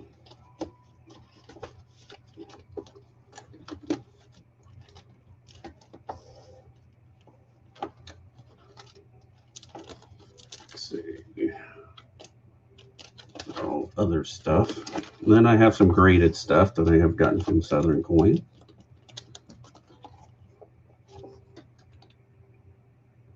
Well, this one I think I purchased separately for an album, but I couldn't take it out of the plastic. I just couldn't break myself to do it. So that's a nice one. 1914. Philip, no problem, Philip. And I keep the heat off in the basement so that it saves on expenses. Yeah, that's what I figured. Can you hear me okay? My mic came unplugged. So lots of Mexico there. Do I sound okay? Because my mic unplugged for some reason. Your volume is real low. Yeah, I just turned you up on my end, but you're still a little low. That's weird. You move the camera around and you unplug it, one thing, and it breaks everything. Yeah, it's just like it's a little far away. It just sounds a little better now. Okay. I don't know. Well, I'll definitely get out of the way. Let you guys. I'll be here.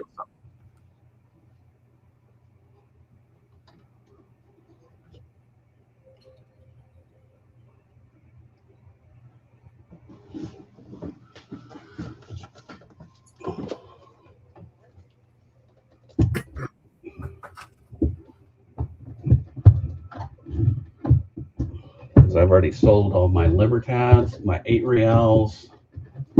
Let's see, what else did I sell? 50 centavos.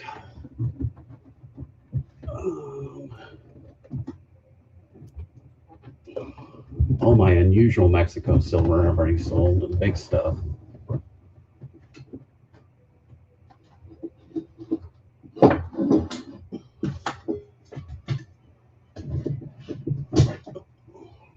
I have a couple of these. Art.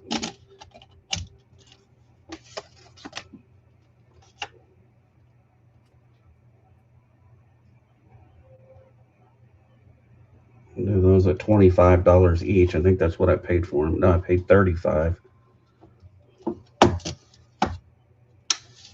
Still do them at $25 each. If you wanted some wall art. I sold one Cabalito. All the rest of them I kept. There's a few of the Mexico albums that I'm going to keep. And let's see. And I kept, so I have the 10, 11, and the 13, and an extra 10. So I have an extra 10 Cabalito.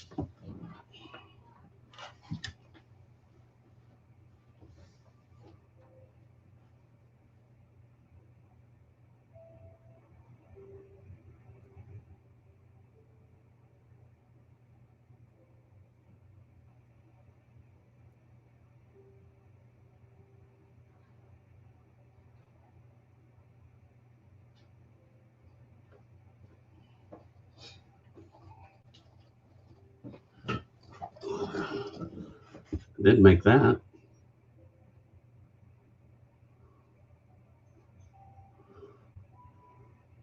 It's like 14.6 troy ounces of silver. Nice big paperweight.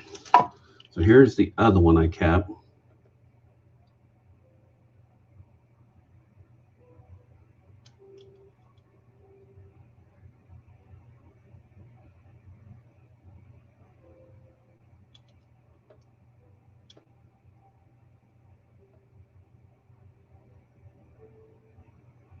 So Ashes is doing a fundraiser for the 9/11 stair climb. Nice. Yeah, climbing that again this year. So I skipped last year and going back again this year. So if you're so inclined, that's great. If not, that's okay too.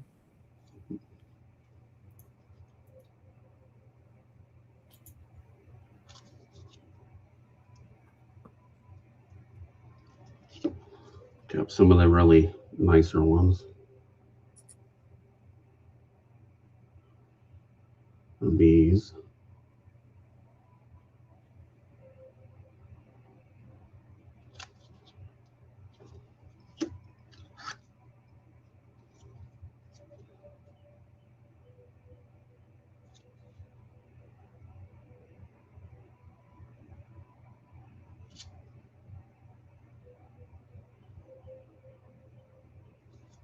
That's the Dos Pesos.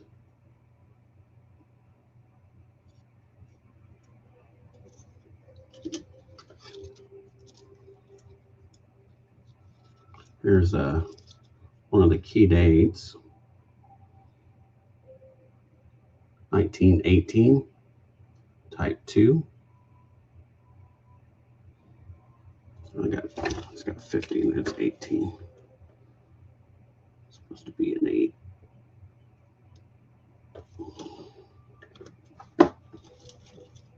So that's one of the key dates for the 50 centavos.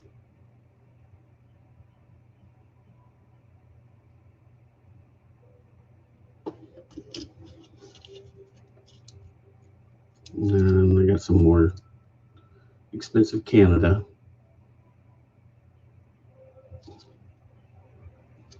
That's what the dot. Some of these I want to get graded. I still haven't sent them off to get graded. It's a 47 with the maple leaf privy.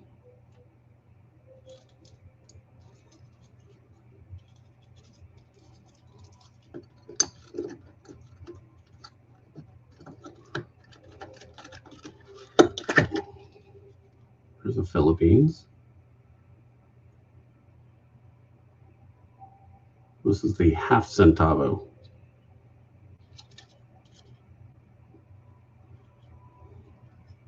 That's BU.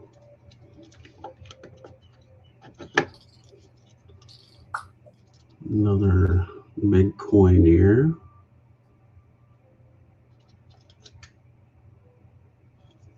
$51.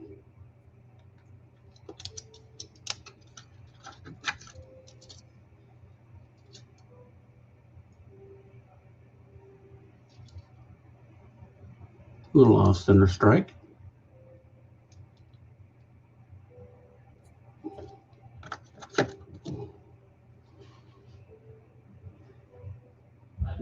$1935. Look at that. Hey, come here. Lefty. Oh.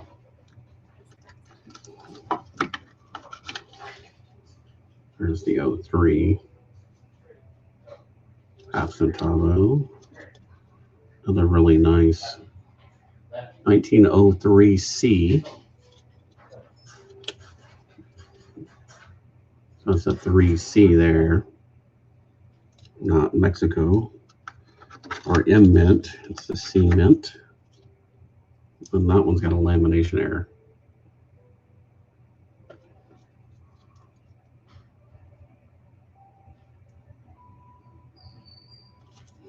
So just some cool foreign stuff.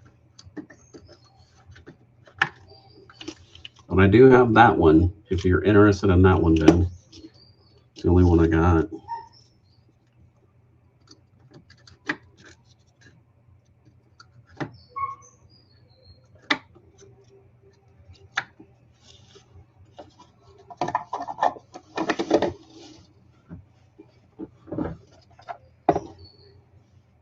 Already put everybody to sleep. All right, I'm going to hand it back over to you, Ashes. All right, kind sir. Well, glad you came up. We missed you. Glad you're here. Yeah, it's been a minute. Yes, sir. All right. So we're going to go to Mr. Southern Coin. All right, y'all get a little bit different camera angle because I needed a new tripod. So this is the angle now. I've got I got Cash App, Venmo, PayPal. I guess all that's you can see it on the screen. I can't point at it anymore because my camera is currently sitting like this, so my frame of reference is toast. $7 shipping. This tell you otherwise. Shipping's all over the place at this point. Stuff that used to cost $6 now cost me like $9 to get it to you. Really annoying.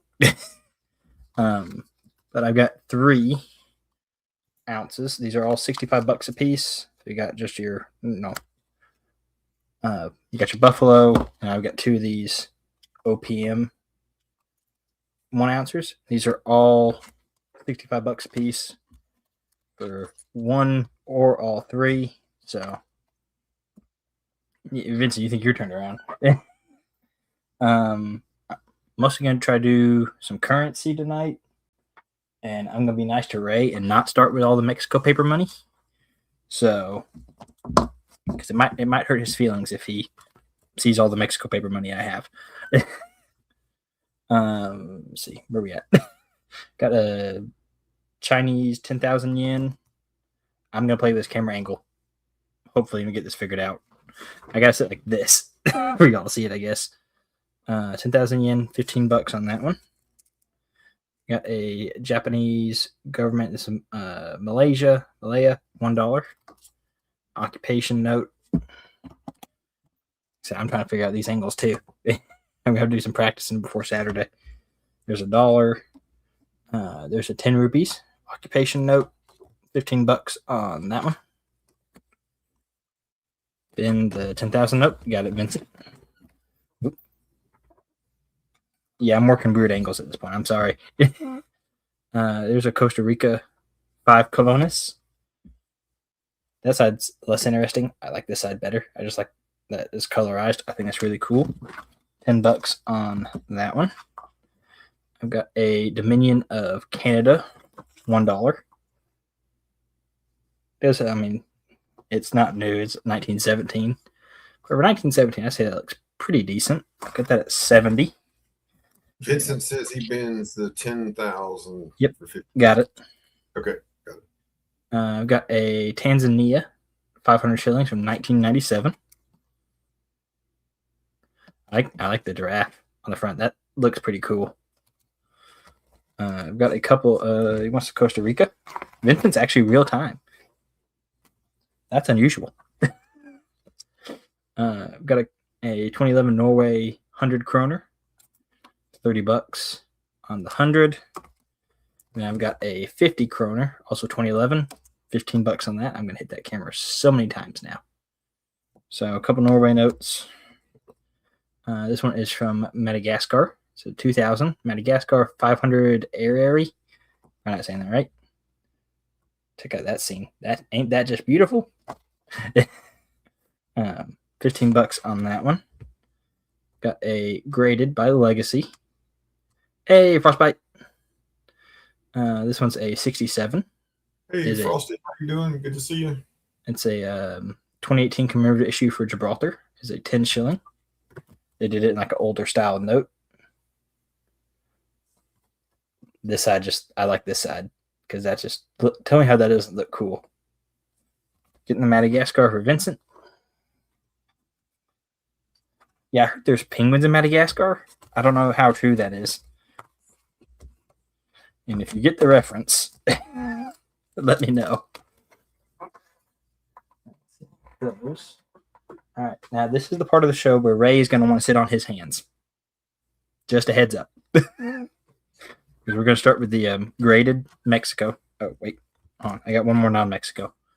Sorry. PCGS. I don't see how this is a 40 because this is a really nice note. Japanese 5 rupee. $35 on that. I don't see how this is a 40. It looks really good to me. Don't know, but there's that. Okay. Everything else should be Mexico from this point forward. So now, right now, you sit on your hands. We got this one is a 1913 Gabarino. If I'm not saying that right. 64, $55 on this one. This is the 1 peso.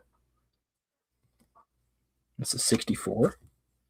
I think I've got another one of these in like 58 or something. I got 2 of these notes, I think. 1985, 1,000 pesos and 53, $40 on that one. These, I think I got this one in 58 as well, a little bit more expensive. This is the Chihuahua 20 pesos from 1915 and 55, $60 on this one. It does have the ink stamp. Most of these, I think, have an ink stamp on the back that I've noticed. Got that. I've got a Revolutionary Gabrino 20 peso and 25 PCGS, $75 on that one. I think I paid a little too much on this one. Got that one. There's a 1972 5 pesos and 65, $50 on that one. There's a I think I just showed this one.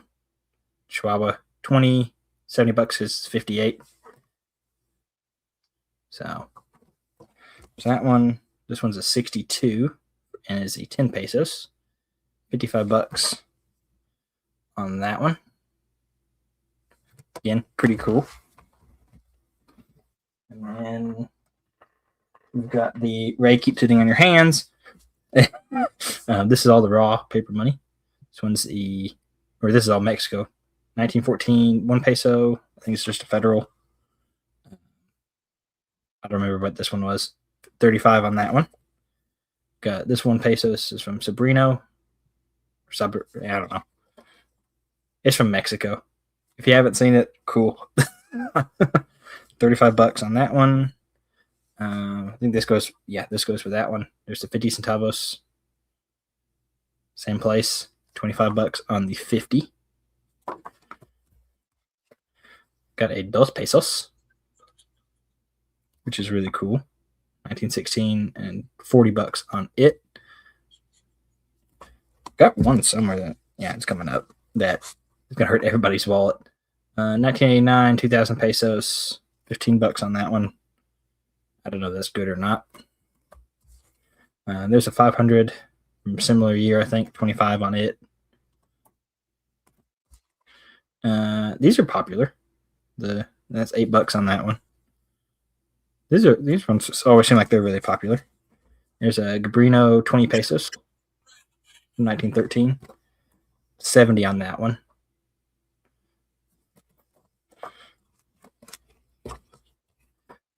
Really expensive 5 pesos from however you say that. My Spanish is not so good.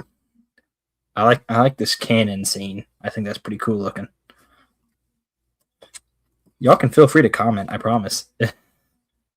There's a Chihuahua 50 pesos. Got that at 70. Where's Ben at? I thought he was interested in some of the paper in the Mexico paper. Did my mic go out? No, you're still going. I don't know where he dropped off to. I don't know. I like that. 50 centavos. There's a Sonora 50 centavos. $35 on it. There's a Mexico 50. Oop. Lagged for a second. $20 on that one. That one will get you attention in the box any day of the week. Oh yeah. I love the colors on this one. That one's really cool. A little 10 centavos. I got a Chihuahua 10. I think this has got some like PVC damage or something happened to it. That color just looks like the paper's turning brown. What it kind of looks like to me. I wish this one didn't have a corner torn off of it. But that one's still a really pretty nice note other than the missing corner. Then it says we got Chihuahua 1 peso.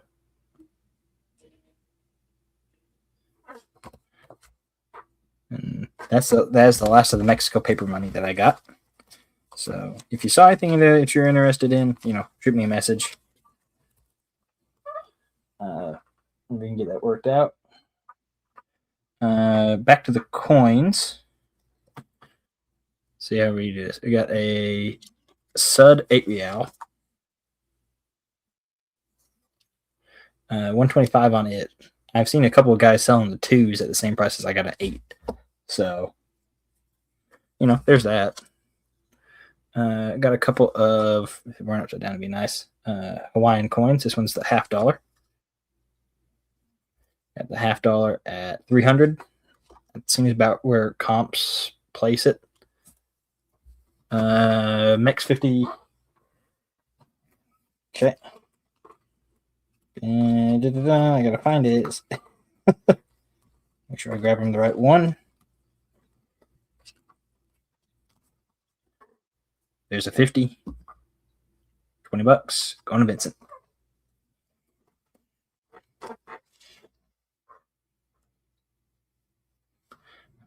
So I got the Hawaii $50 at 300. I've got the dime at 100. I can get coins a lot closer to camera this way.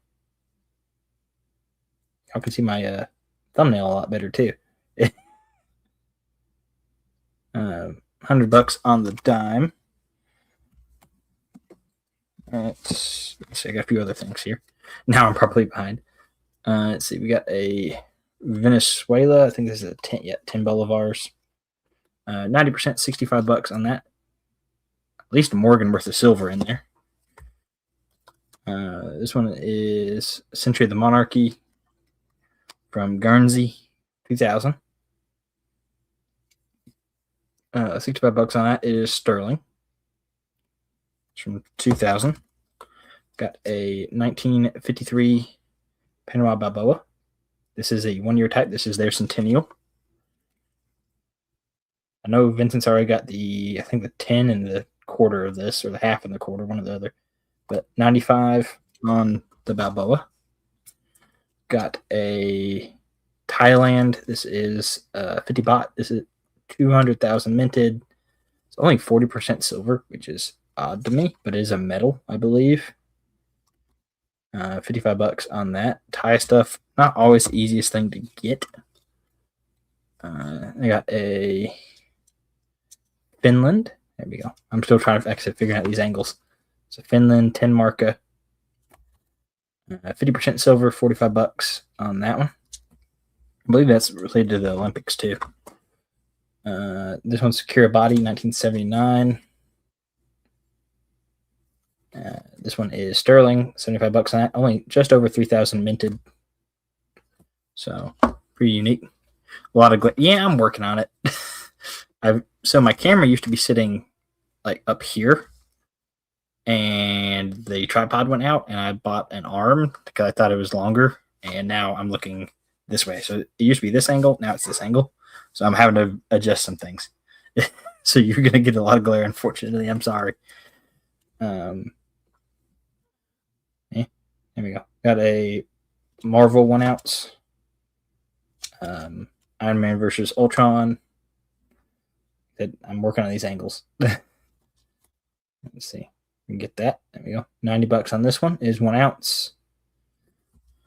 That one's pretty cool. Got a couple of Star Wars pieces. There's one with Luke Skywalker. 2025 Nui. 90 on it. This one's pretty cool. You ever seen a reverse proof globe and pillar?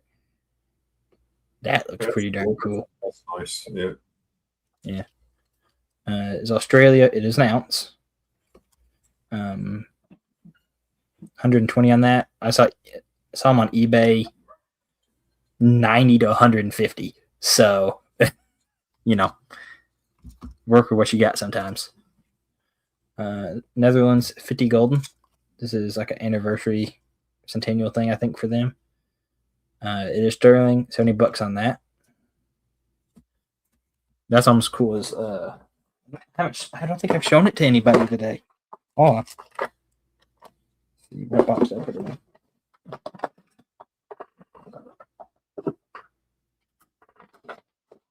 I don't think Ben, you didn't see this at the show. I don't think. It's a blank planchet ASE. Somebody tell me how that's not cool, because that's pretty darn cool in my head. Or at least in my book, whatever you want to call it. I do have that at 170 or a reasonable offer. So, if you're somewhere, if we're close, let's work on it. See what we can do for a deal. Got a 1-year type Britannia. This was a 2001 Britannia. Just under 45,000 minted. Right, Vincent? 110 on that. The biggest I've seen a quarter that was a blank planchet. That's been the biggest denomination I've seen as a blank planchet. I've got Edison dollar from 04. 90%, $65 on that one. Hold it like that. There's no glare, but it's hard to see. This one's the West Point commemorative. 65 on it as well. I don't think there's anything else I needed to show off. I haven't really got it. The only new thing I've got in today, I've got a Buffalo and I got another 1 ounce. But I got to price the other 1 ounce because it's not a generic. And I don't know what I want for it yet. So we're going to hold off on that one for the moment. Let me think. Is there anything else I want to see? Anybody got anything they're looking for? Something I've shown off recently that you might want to see again. I do have a couple of these little 10-gram. These are the rectangular Geigers. I don't have any commemorative halves seated. Let's see, because I just condensed everything into a US box. Let me see what I got for seated. I think I got a couple of dimes, maybe. I just stuck them back in this box. Don't have a ton of seated. I need to organize this box is what I need to do because it's all out of whack. There's a blank planchet quarter if anybody's interested in that for $25. There's seated. Let's see. I know I have some seated. Mostly where? I got 1 cap bust dime. I got 1827 dime. That's it.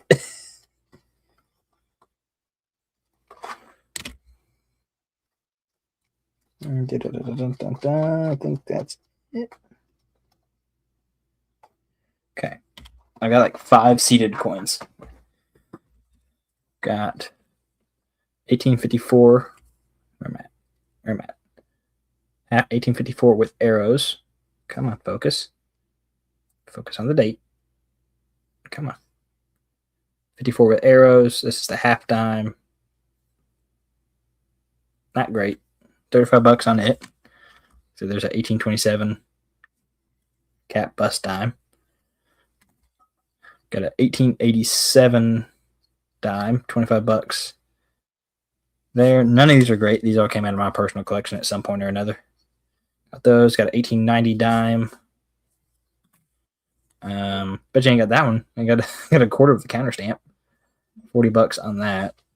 I don't know if that's worth it or not. And then I've got an 1871 half dime. And that's all I got for seated.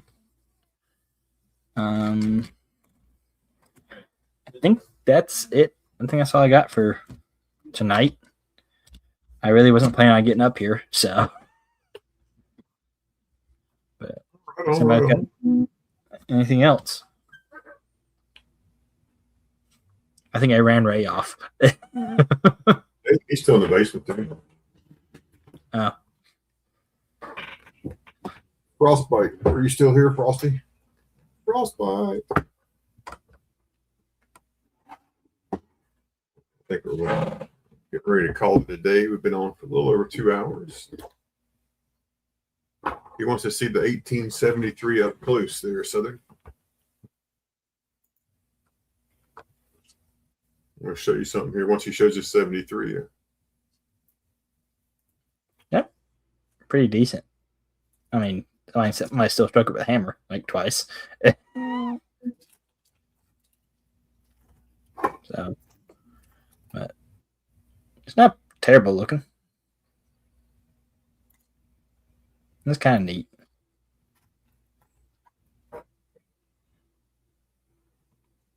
Toyota owner must have had it. FJ Cruiser there.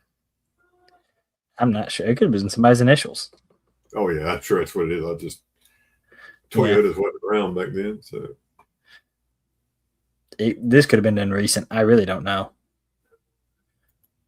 I don't know why I bought it. Closed 3. Let me give you a better shot of the date. I don't know the differences on those. That's an open 3. Okay. The top would loop would come almost all the way back around. Noted.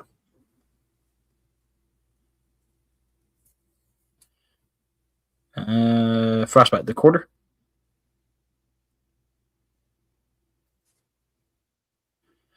I'm not sure what he's on the email.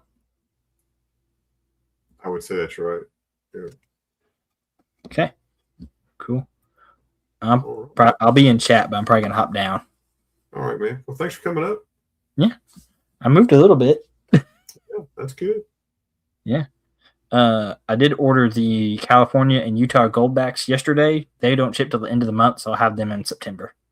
Nice. So anybody who was interested in those, you'll see them probably second Saturday of September. So Right. Sounds good. Yep. Night, everybody. Good night, sir. Frost, I just want to show you this here before I sign off for the night. Little 26 sesquicentennial $2.50 gold piece in a rattler.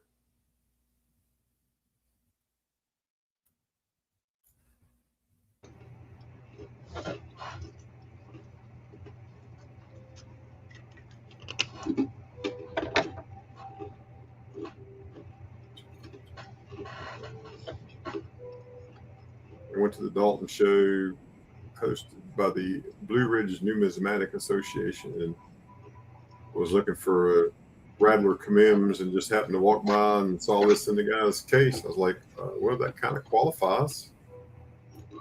Kind of meets the qualifications of a Rattler and a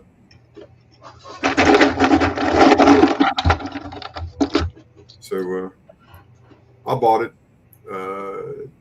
and I'll either sell it or trade it. That's what I bought it for. I didn't buy it to keep. I like it though, but working on the rest of the coins. So still super neat little coin there for sure. But I thought I would just share that. So.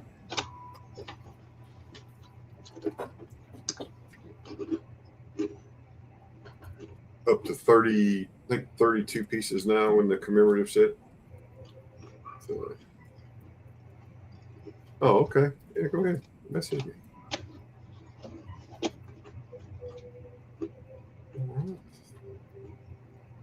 Ray, you want to show a few other things there before we call it a day? Sure. All right. Well, there you go, sir. We got Ray up on the screen, folks. Take it away, Ray. Get you focused in.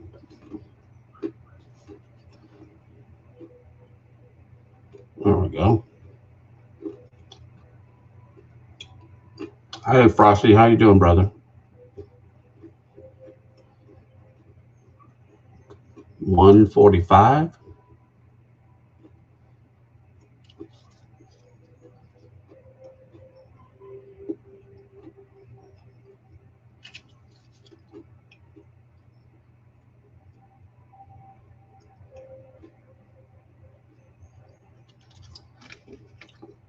Me too, brothers. Since I got married, it's been crazy.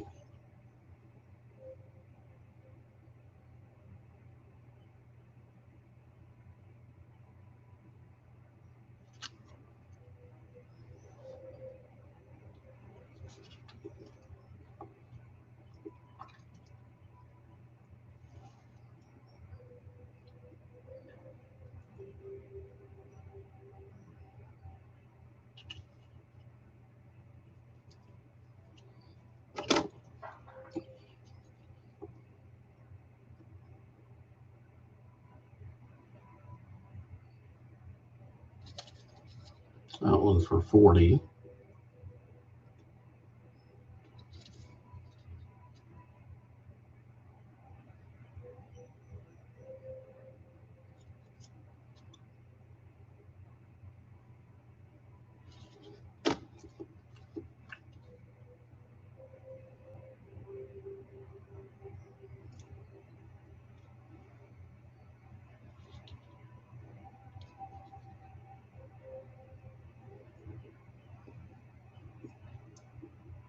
It's got all 4 diamonds. That one's for 25.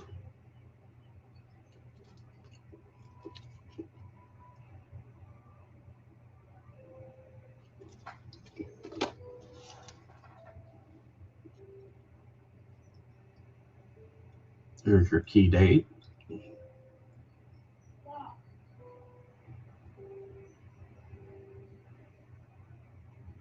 $19.81. Clear S type 2. I have it pulled up right here too. So here's your type 2 clear S.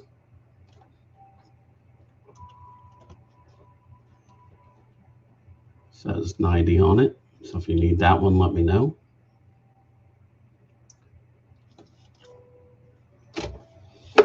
Got a few that Frosty might like. Some of these he's seen, some of these he hasn't. Let's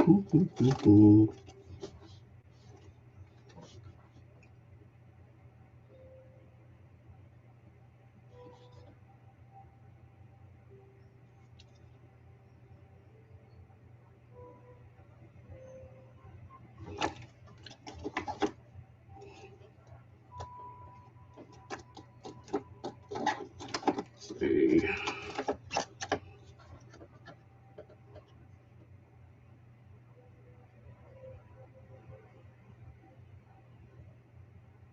Hard to see. I can't get it to magnify enough with this camera.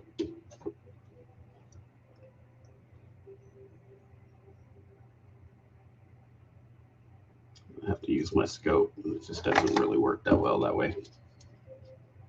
You want that dime? Yeah. Oh. Well, if you want the dime, you got to have the penny that goes with it.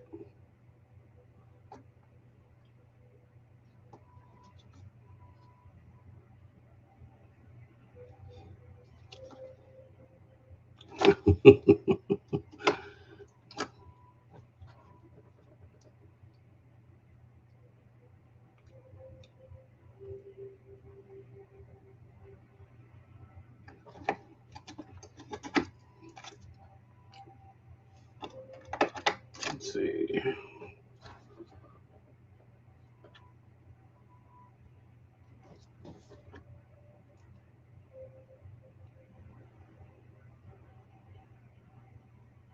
It's called the whale. So it looks like a little whale down there, that cud.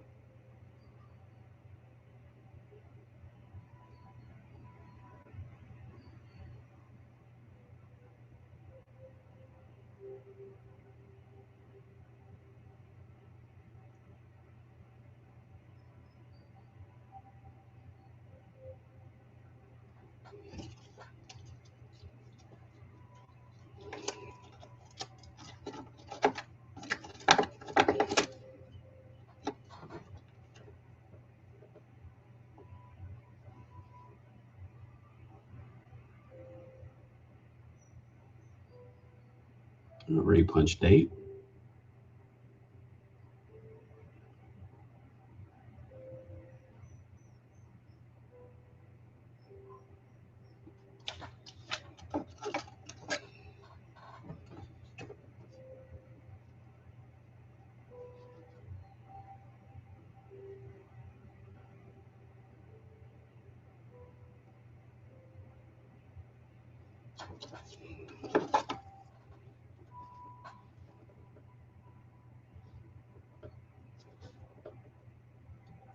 Come on, focus.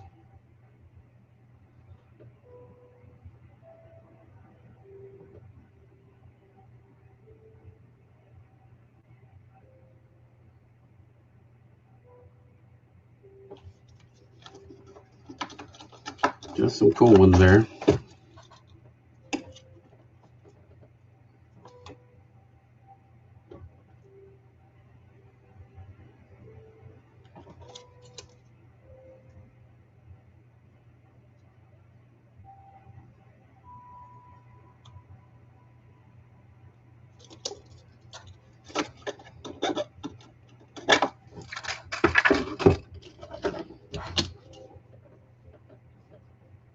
These are the ones I got for sale, though. But that's all I had. I was going to show some of these off if someone was interested in these.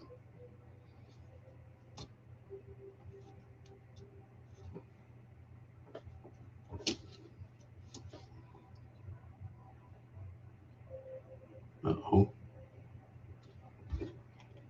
What happened?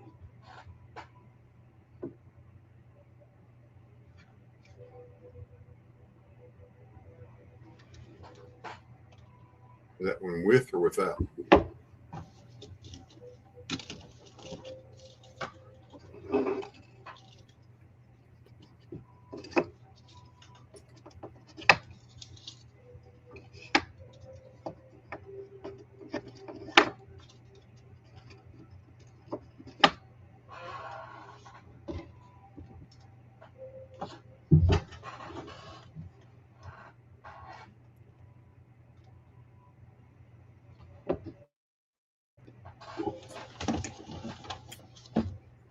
Here go Frosty, in case you haven't seen these. I can't remember if I showed these to you yet or not.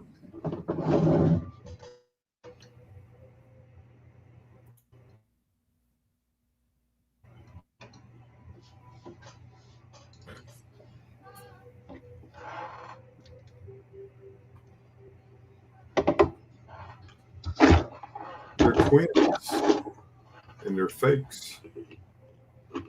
Fake coins, fake holders.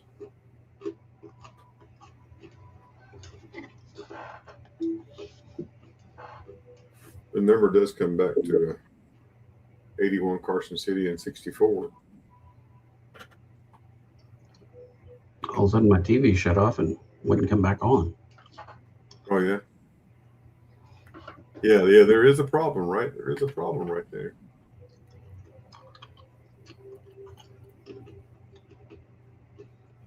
No NIFC here.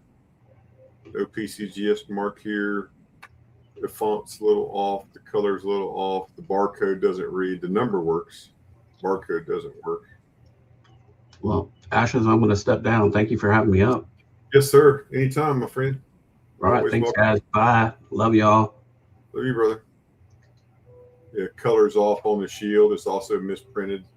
The color's off on the G color right there. The lines are off right here. They're too far apart. The hologram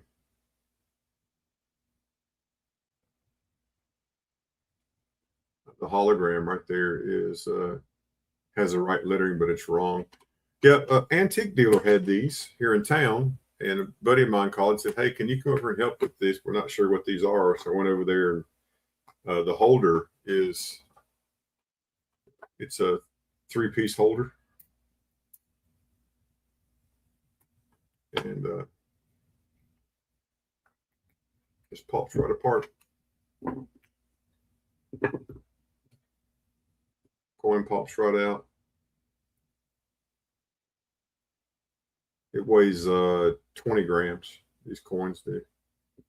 But you can buy this right here off of Amazon or somewhere and just snap it right in there in the little silicone ring, and then put it wherever you want to right here. However you want the coin to look. If you want it to look pretty, sits like that right there.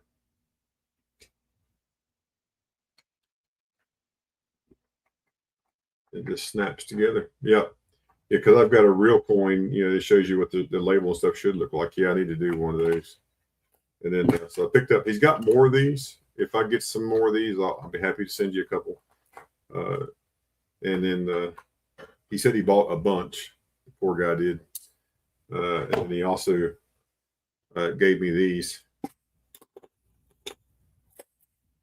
These are all magnetic, but $17.94,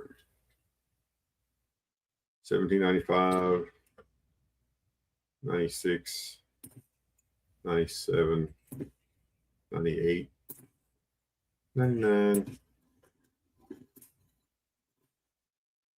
$1,800, $1,801, $1,802, $1,803, and $1,804. So nice little sit that's fake, obviously. Lettered edges, reeded edges, different signs. That would be good. Yeah. And of course, these are different diameters. Yeah, when you look at these things right here, man, you can just tell. If you know, right? Once you look at them. And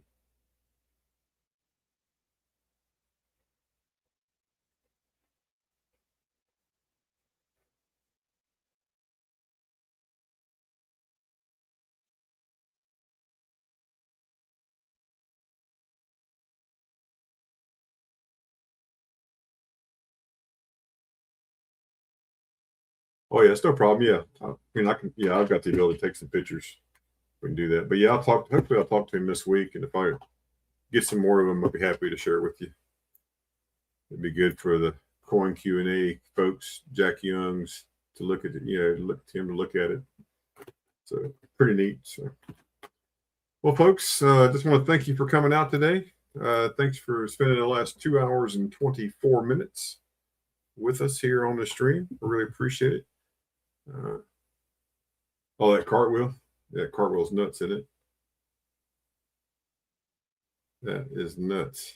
Oh, it would fool people. People they just don't understand. They just like, oh, that's a good coin. But what they need to do is,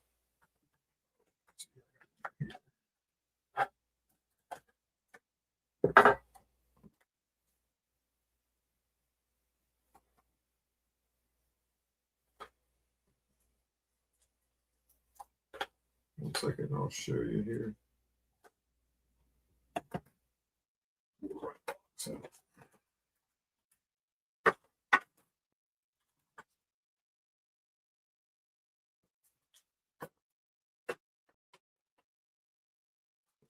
here's an 81S.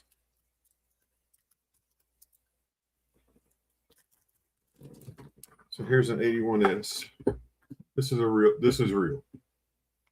100% authentic, real deal coin.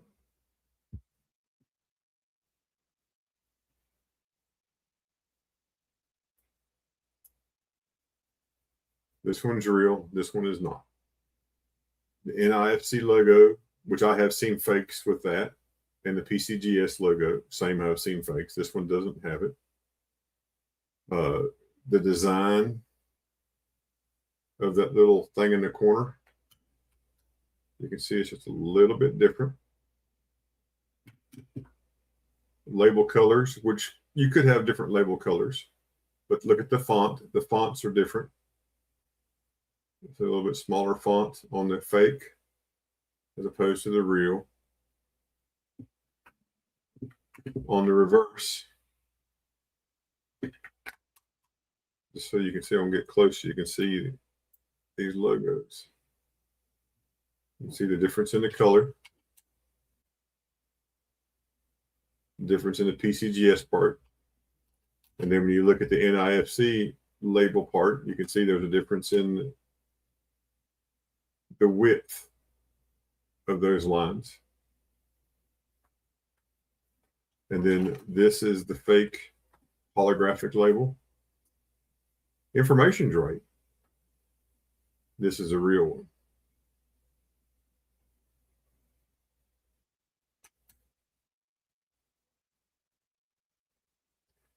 Yeah, and then when you look at the coin,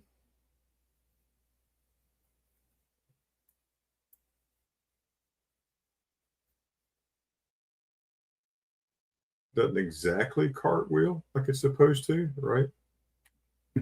Like this one does.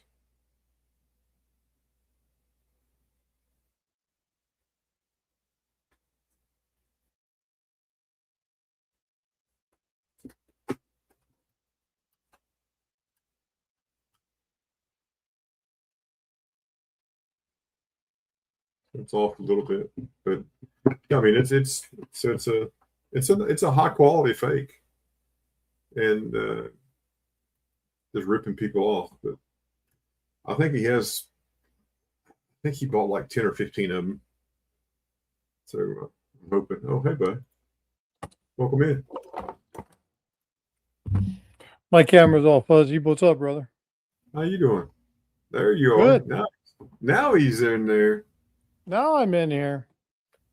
Yeah, so there's a lot of issues with that, but this is actually a really good one compared to some of them that you've seen. Put those side by side. You can put me down. People need to see this thing. Oops. There we go. Here.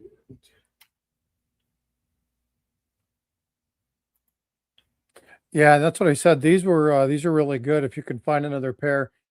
So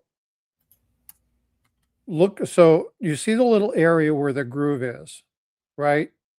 And when you look at the one on the left, you'll see the edge. So put your thumbnail right against, okay, that line that runs up all the way up that edge is clear. It shouldn't be. It should be Right. translucent, Yep. not clear. That's where the seal is. That's one of the biggest giveaways to those slabs. Yep. It should not be clear because that tells you that it hasn't been pressure sealed. Oh yeah, exactly. Yeah, you can just peel it Right. You apart. can open that back up. You can also look at the side and see that you can actually pop that open because it's not, there's a solid line that runs down. It's not vacuumed off. So those are two very clear, and you can see the color of the slab, right? Because again, when they take that piece and they put those together, that is, there's a pressure differential that happens and Oh, and this one squeaks. you squeak it. Yeah. Because they're not Squeaks. suction this cup together. This one doesn't. Yeah. So this one. Yeah. Both. Of So these when are you're good. looking at those, if you see that edge and it is clear, that's a pretty good indicator you need to take a little bit more. Yep. Because that should not be.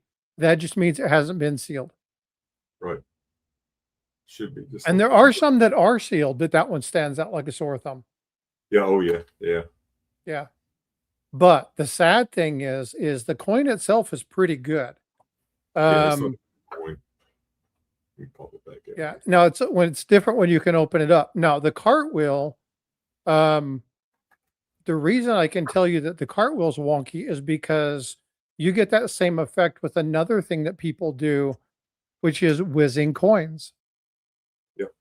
And you get that cartwheel, but the cartwheel is not, so cartwheels go at 180 degrees. They don't lean to one side and then jump to the other. And you can see that as you do it, that cartwheel fractions, it splits off and it moves to one side and then fractions to a third and then moves to the other side. And that means that those surfaces have been altered. That's not the original surface. And people, when you're doing stuff online, and it doesn't matter which app you're utilizing or what program you're buying the coins from, people who do this really well will put two light sources at each side. And what they do, because you can see how flat that is, that's just a shiny reflective surface. It's not a cartwheel. But a lot of people will do them really fast and you'll see they'll rotate it really, really, really, really quick. Yep. And it looks like there's that cartwheel going on because you can't tell. And they know this, they know the lighting. Now, when you do this one, you can see that they stay opposite of each other. Now, you're getting some feedback from the plastic coming through the light from the top, but you can see that that cartwheel goes at 90 degrees on a real coin, or 180 degrees on a real coin. It circles back and forth. That's why they call it a cartwheel. It won't curve to one side or the other. And yeah, crazy stuff. But again, I had peace dollars. I sent them off because the person we were trying to chase somebody down on Whatnot, they had 10 or 15 slabs, and the peace dollars all had the same number. I was like, Oh yeah, yeah, it's crazy. So, that's not good. so here, this is a 89 0.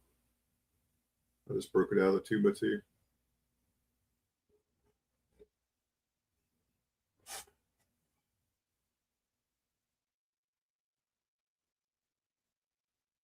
So this is a real coin, and then you compare when these two. you rotate a real coin and you put them side by side, you'll see the surfaces of the light very quickly, because so the one on the right's fake. Yes.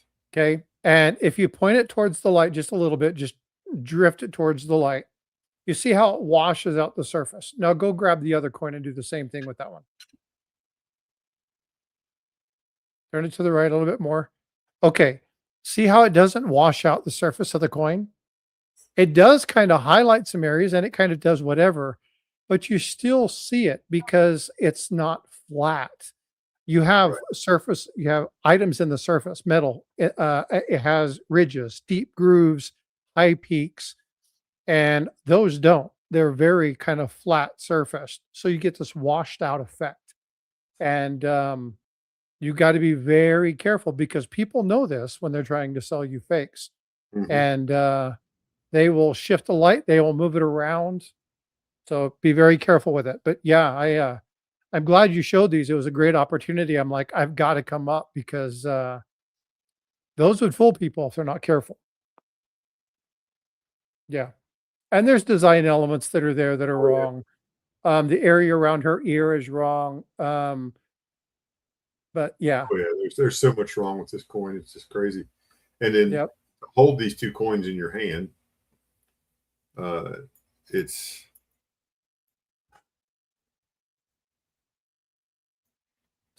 this is 7 grams lighter. And it's, which is, you don't think that, well, that's not a lot. That's very significant, actually. Oh, it's significant in your hand. Yeah. Yes. Oh yeah. And this is something that I've always known this, but until we were looking at a coin, we're doing some investigation on a 1794 towel cent. We know it's not real. What we don't know is if it's cast, if it was an electroplate or whatever. And when I held it in my hand, I'm like, wow, it's actually a really decent. And then I dropped it on the thing and it's like thud. Oh yeah. It's like, oh yeah. A coin shouldn't thud when it hits the table, but right here. I mean, I'll drop. I mean, this is the fake one. Hear that dead thud. This is the real one. I mean, it has a different ping to it. So you're not hearing the ping when you do that, but there's a definite thud. One sounds really hollow and flat, and the other one 100%. has a little bit of a tap to it. But hey, what's up, Mike? Anyway, I just wanted to pop up because if you find more with the dates or the numbers that are the same, that's a great side-by-side kind of way to start a conversation. What's wrong with this? And see how many people figure it out just by looking at the number. Because that's when I said, you showed those, and I'm like, that's a problem. Yeah. So and I'll show everybody what the real coin looks like.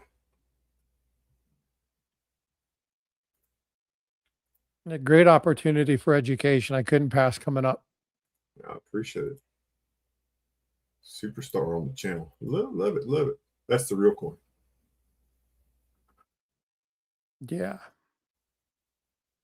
Yeah. So, And yeah. again, so let's look at cartwheel. Yeah. Those lines in the light are at 90-degree angles. Yep. They rotate in 180-degree fashion. The one that you were showing was running at like 2 o'clock and 5 o'clock.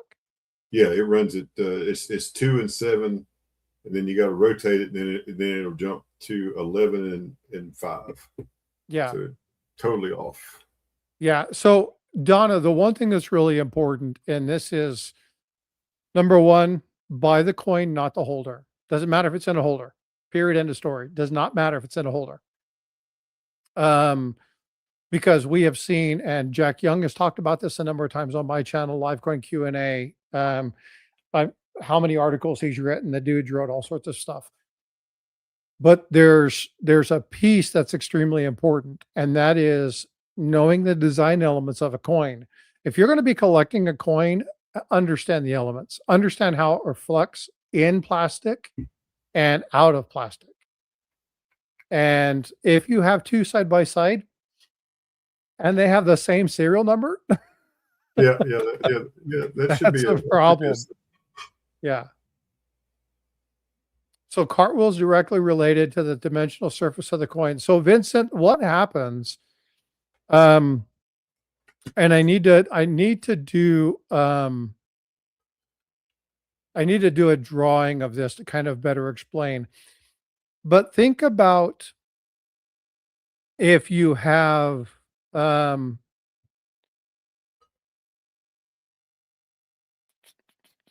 ever done any of those those things where oh, for heaven's sakes, what's her name? I can see her. Why can't I think of her name? Anyway, she does these little sun catchers, and you have all the little crystals. And when you have those crystals, you set them down. Glitter works the same way. Depending upon the position of the glitter, the light's going to reflect to you a certain way. The same happens at a microscopic level on a surface of a coin. The surface of a coin has valleys and ridges and peaks. And when you whiz that, or when you have something that doesn't put it in, those tops are flat. So instead of the surface being like this, they're like this. So when the light hits it, it no longer reflects a certain angle. It spreads it out. And because it spreads it out, the light no longer comes back at you this way, it comes back at you this way. So when you turn those, it turns and it rotates because a coin is curved. Your and I don't know if this is even making sense, but top to bottom of the coin, whereas this way, when you curve it, when you turn it, that reflection follows the curvature of the coin, but at angles to the light. That one, it's not real. So there's nothing directing it. There's nothing putting it in place. And so it just kind of reflects randomly. And so wherever the light tends to reflect from, that's what happens. And if you can get really good at identifying a good cartwheel, then that helps. But like I said, people will put lights in two positions and they'll turn all of their lights off. And then when they rotate, you see this flash, and it's like back and forth and back and forth and back and forth. And it's like, wow, really nice cartwheel. And then you tell them, rotate the coin, and the cartwheel never moves. It's because they got their lights pointing like this. So when they rotate the coin, the cartwheel never stays the same. It always points in the same direction. So there are things that you can do, but a cartwheel should have 4 bands, not just 2. It should never have 3 unless it's been damaged or something in some case. But yeah, you should be able to tell. It takes some time. And just like with grading coins, Ashes, you know this better than many. When you grade coins, the way to do it is by looking at a lot of graded coins. Get familiar with what it looks like. And then when you see one, you'll have a mindset. But if you ever have any questions, always ask. That's the bottom line. build yourself a good network and ask. Oh, absolutely. And if a deal's too good to be true, it's probably too good to be true. Silver and gold doesn't go on sale, folks. If this was authentic, it's $850. You're not going to get it for $75 Correct. Or 35. or 35. Yeah. The one that I love is when you get online and go to eBay and you find a $2,500 1 ounce gold bar from Pep. Oh yeah.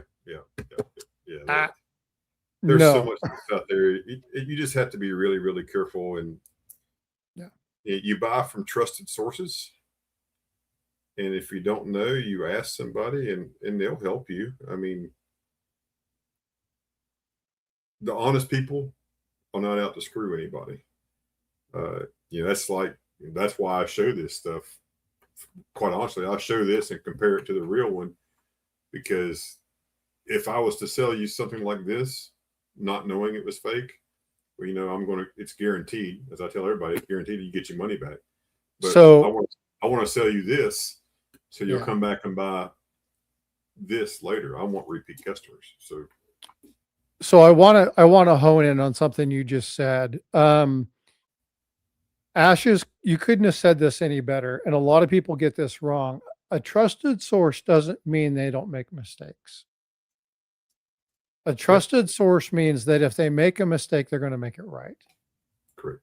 And we have seen Jack talked about an 1804, a 1795, 1794, $20,000 coins, $10,000 coins that were in dealers' inventory that they 100% thought were real. There is a gentleman right now, they're working on, I can't give you any of the details and I won't tell you the coin, but there is a dime out there that one of the gentlemen, as they've been researching it, contacted him. He said, I have one of these in my registry set and it has those same markers and I'm scared that it's not genuine. And they're looking at it. He knows where he got it from. And they've already said, if it comes back and we determine that it is a counterfeit, we'll take care of you. But the coin is a $35,000 or $40,000 coin. So trusted source doesn't mean somebody won't make a mistake, and it doesn't mean something won't get by you. It means that when something goes wrong, they'll make it right. And that's extremely important to know. So, but anyway, Bud, I know you were going to wrap it up. I just wanted to pop on in. I like that pin. This is actually a hot air balloon. Retired firefighter has that out of next to Richmond, but it's Tiny the Fire Dog. And I saw we had a balloon thing here, but that was my nickname when I worked at my first fire department, was Tiny. So it's like, oh, that's cool. That's cool. That. Yeah, crazy stuff. So yeah. Well, I know you've been on for a while, so thanks for letting me crash. Oh, absolutely. Anytime. You're always welcome. Anytime, man. So, but thanks everybody for popping in and hanging out, and thanks for the education. And if you need something, folks, let us know. My son got 2 fake Morgans for my birthday. Yeah, it happens. But so Donna, here's the thing. We have a good friend of ours, Vanscoy, who his son bought him a fake coin for Christmas. And he was all sorts of embarrassed. And it's like, don't be. He related to the community. They were able to take the coin, and hundreds of people were able to understand what to look for this type of coin. So don't be afraid to talk about it, because I purchased my very first fake coin was a 1873 trade dollar. I spent a good amount of money. I thought I was getting a really good deal, and I got it in, and I'm like, uh-oh. We all make the mistakes. It happens. If you're going to collect at one time or another, you're going to get caught with that. The big thing is share it, talk about it, learn. And Ashes are going to pull out some of his stuff to look for and check out. Do these things, but the way we help community is by talking about the mistakes that we made. Nobody learned anything by doing it right. We learn from mistakes, and that's what helps us grow. Yep. These are all fake. There's a 21 piece that's fake. I mean, it's obvious it's fake because it's oriented the wrong way. There's one sign. This one hurts my feelings. Because it's a Yeah. Stone Mountain that's fake. So many of those out there. Yeah, that's Yeah. crazy. 2 more Morgans that are fake. And they're getting better, folks. Yep. They're getting better. You got to be careful. Test everything. And if you ever go to a shop and they're offended by you asking to test their metal, just leave. 100%. Yep, There's just a leave. Cabalito, it's fake. I mean, look at these trade dollars. These trade dollars, I think these things are hilarious when you look at the fake ones. Yeah, you know what? You know what I would like to see done with those? I'd like somebody turn them into a potty dollar. Dude, wouldn't that not be cool? Yeah, it'd be fun to find an artist and say, take these things and turn them into potty dollars. Here's a 1918 American Silver Eagle. Hmm. Yeah. Mm-hmm. Have you seen the 1796 peace dollar? Made the same year the designer was born? Yeah, that's funny. Yeah. There's 1804. So these are just all that I've picked up, and I keep them in a separate place so people can see them. So this one's what, 03. Yeah, just a 03. But Got the big old gash in the oh no, 1903, sorry. Okay.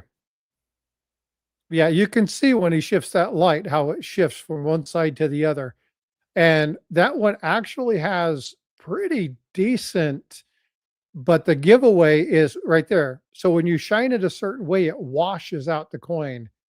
You should still, and I showed you with the authentic one, right? Oh, You'll yeah. still see certain details. But when you turn it away, and that one's actually pretty good. They've actually done a pretty good with reflective surface on that one. But the cartwheel's all wrong because it pushes everything to one side when you get to a certain point. Yeah, and then of course I keep them with my pocket pingers. So I have a pocket Yeah. pinger, so we can flip it and see how it sounds, and so you can do all that stuff. So there's lots of tools you can use. You can have a Sigma, you can have a pocket pinger, you can have a scale, you can have all that stuff that helps you. But just look at lots and lots and lots of real coins will help you figure out it's a fake coin. And don't be afraid to ask. No, 100%. I mean, and I think Frosty is exactly right. If a dealer gets offended because you're asking, hey, can we test that? Or, just, no offense. We went to the Dalton show. Ben and I went to the Dalton show, and every coin that we bought, we placed on a Sigma right in front of the dealer. Well, Ashes, let's tell them what happened with you and I. I got a coin from you and I said, hey, this thing doesn't fit my coin book. Yep. I took it in. It's real. It was real. It was too big. That's what happens when you have versions of certain coins, especially some cat bus coins. They're thinner and their diameter is wider. It's the exact same amount of silver, but they're just a different size coin. They don't fit. And so I was like, look, I'm going to take offense. And it's the very first thing you said is, if it's not, go get it tested and I'll make it right. 100%. And took it in and they're like, oh, that doesn't look right. And they put it on there and it's fine. Called the guy over. He comes over, looked at it. He says, the markers are right. This is a good coin. No problem. He says, it's weird. It is too big, but it's the exact right weight. It's got all the right markers. And so it happens. And there's tolerances and things like that, but don't be afraid. Again, it's money, folks. It's your money, and you want to make sure that you're spending it appropriately. And this is a great reference book. Yep. and get a book like this. And then when you come over here, and we were talking about it was a cat bust $50. So come over here. Oh yeah, there's a hardback. I got the large print. It's easier for me to see. Well, yeah, but mine's a little different Did though. you get one of the signed ones? Nice. Yeah. Yeah, he came on the channel and I told him, I said, I wanted to get one for Paula and Eric for all the stuff that they've helped me with Oh on man, my that's channel. awesome. So I got us all one. Jeff's a good dude. Yeah, I saw him. Where did I see him last time? At one of the shows I walked by. He walks by and it's like, oh, it's looking at. I call it coin royalty. Is what I call it. I got that one too. Yeah. This is the big boy. This is anything you want to do. That's the monster.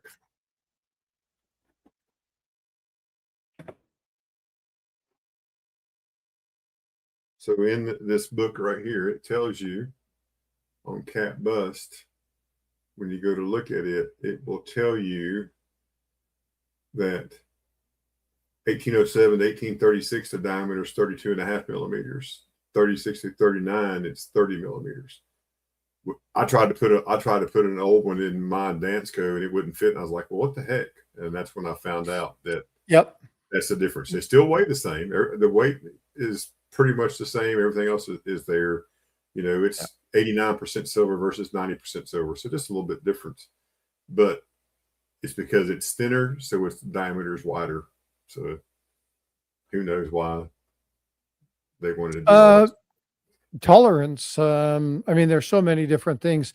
Sometimes they will do things to if there's a lot of known counterfeiters in there trying to identify stuff or do whatever, they'll make a little bit of a shift, try to throw them off. So there's a lot of things that happened in the early coinage that was weird.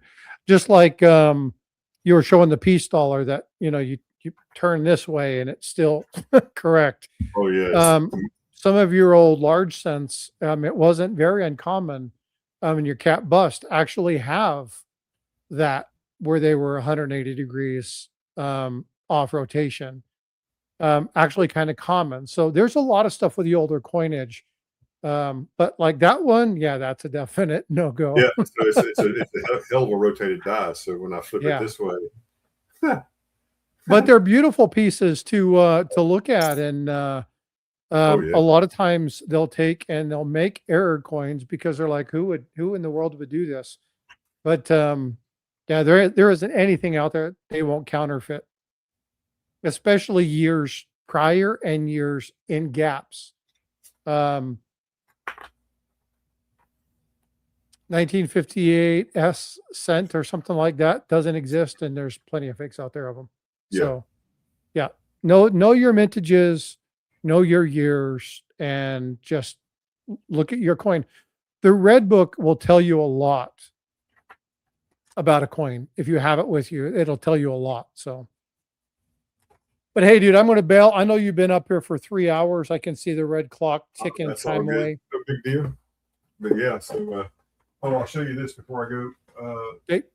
So in one of the groups I belong to on the old Facebooks. Oh no, I just killed my camera. So no, I won't show you. Hold on one second. See if I can come back.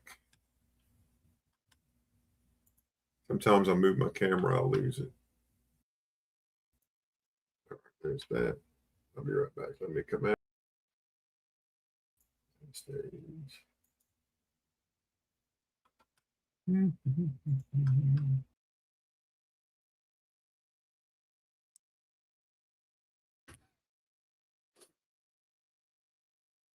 Oh, I guess I need to sing a song or something. Yeah. Oh well. My camera. That happens sometimes when I move my camera, I lose it. But anyway, it's a new book called Half a Dollar of History. Okay. By Marcin Rotocki, Rotocki, and it's all about the commemorative $50 set. Oh, nice. Yeah, so it just came out this year. He's over on the PCGS Facebook group and a commemorative $50 Facebook group. And he wrote this, and there's one chapter for every coin. It talks about them. It's just a nice. This makes my third book on commems that I have, and it's also available in digital format, so you can walk through a coin show and you can look at it, and you can kind of compare the coin and like it. But it's just a neat little resource. So another resource to have in your toolbox. So I'm going to share with you before I go, frostbitecoins.com. It's up, it's live, it's free to everybody. And if you guys want to go down the rabbit hole, it's key dates and major varieties. It's not totally complete.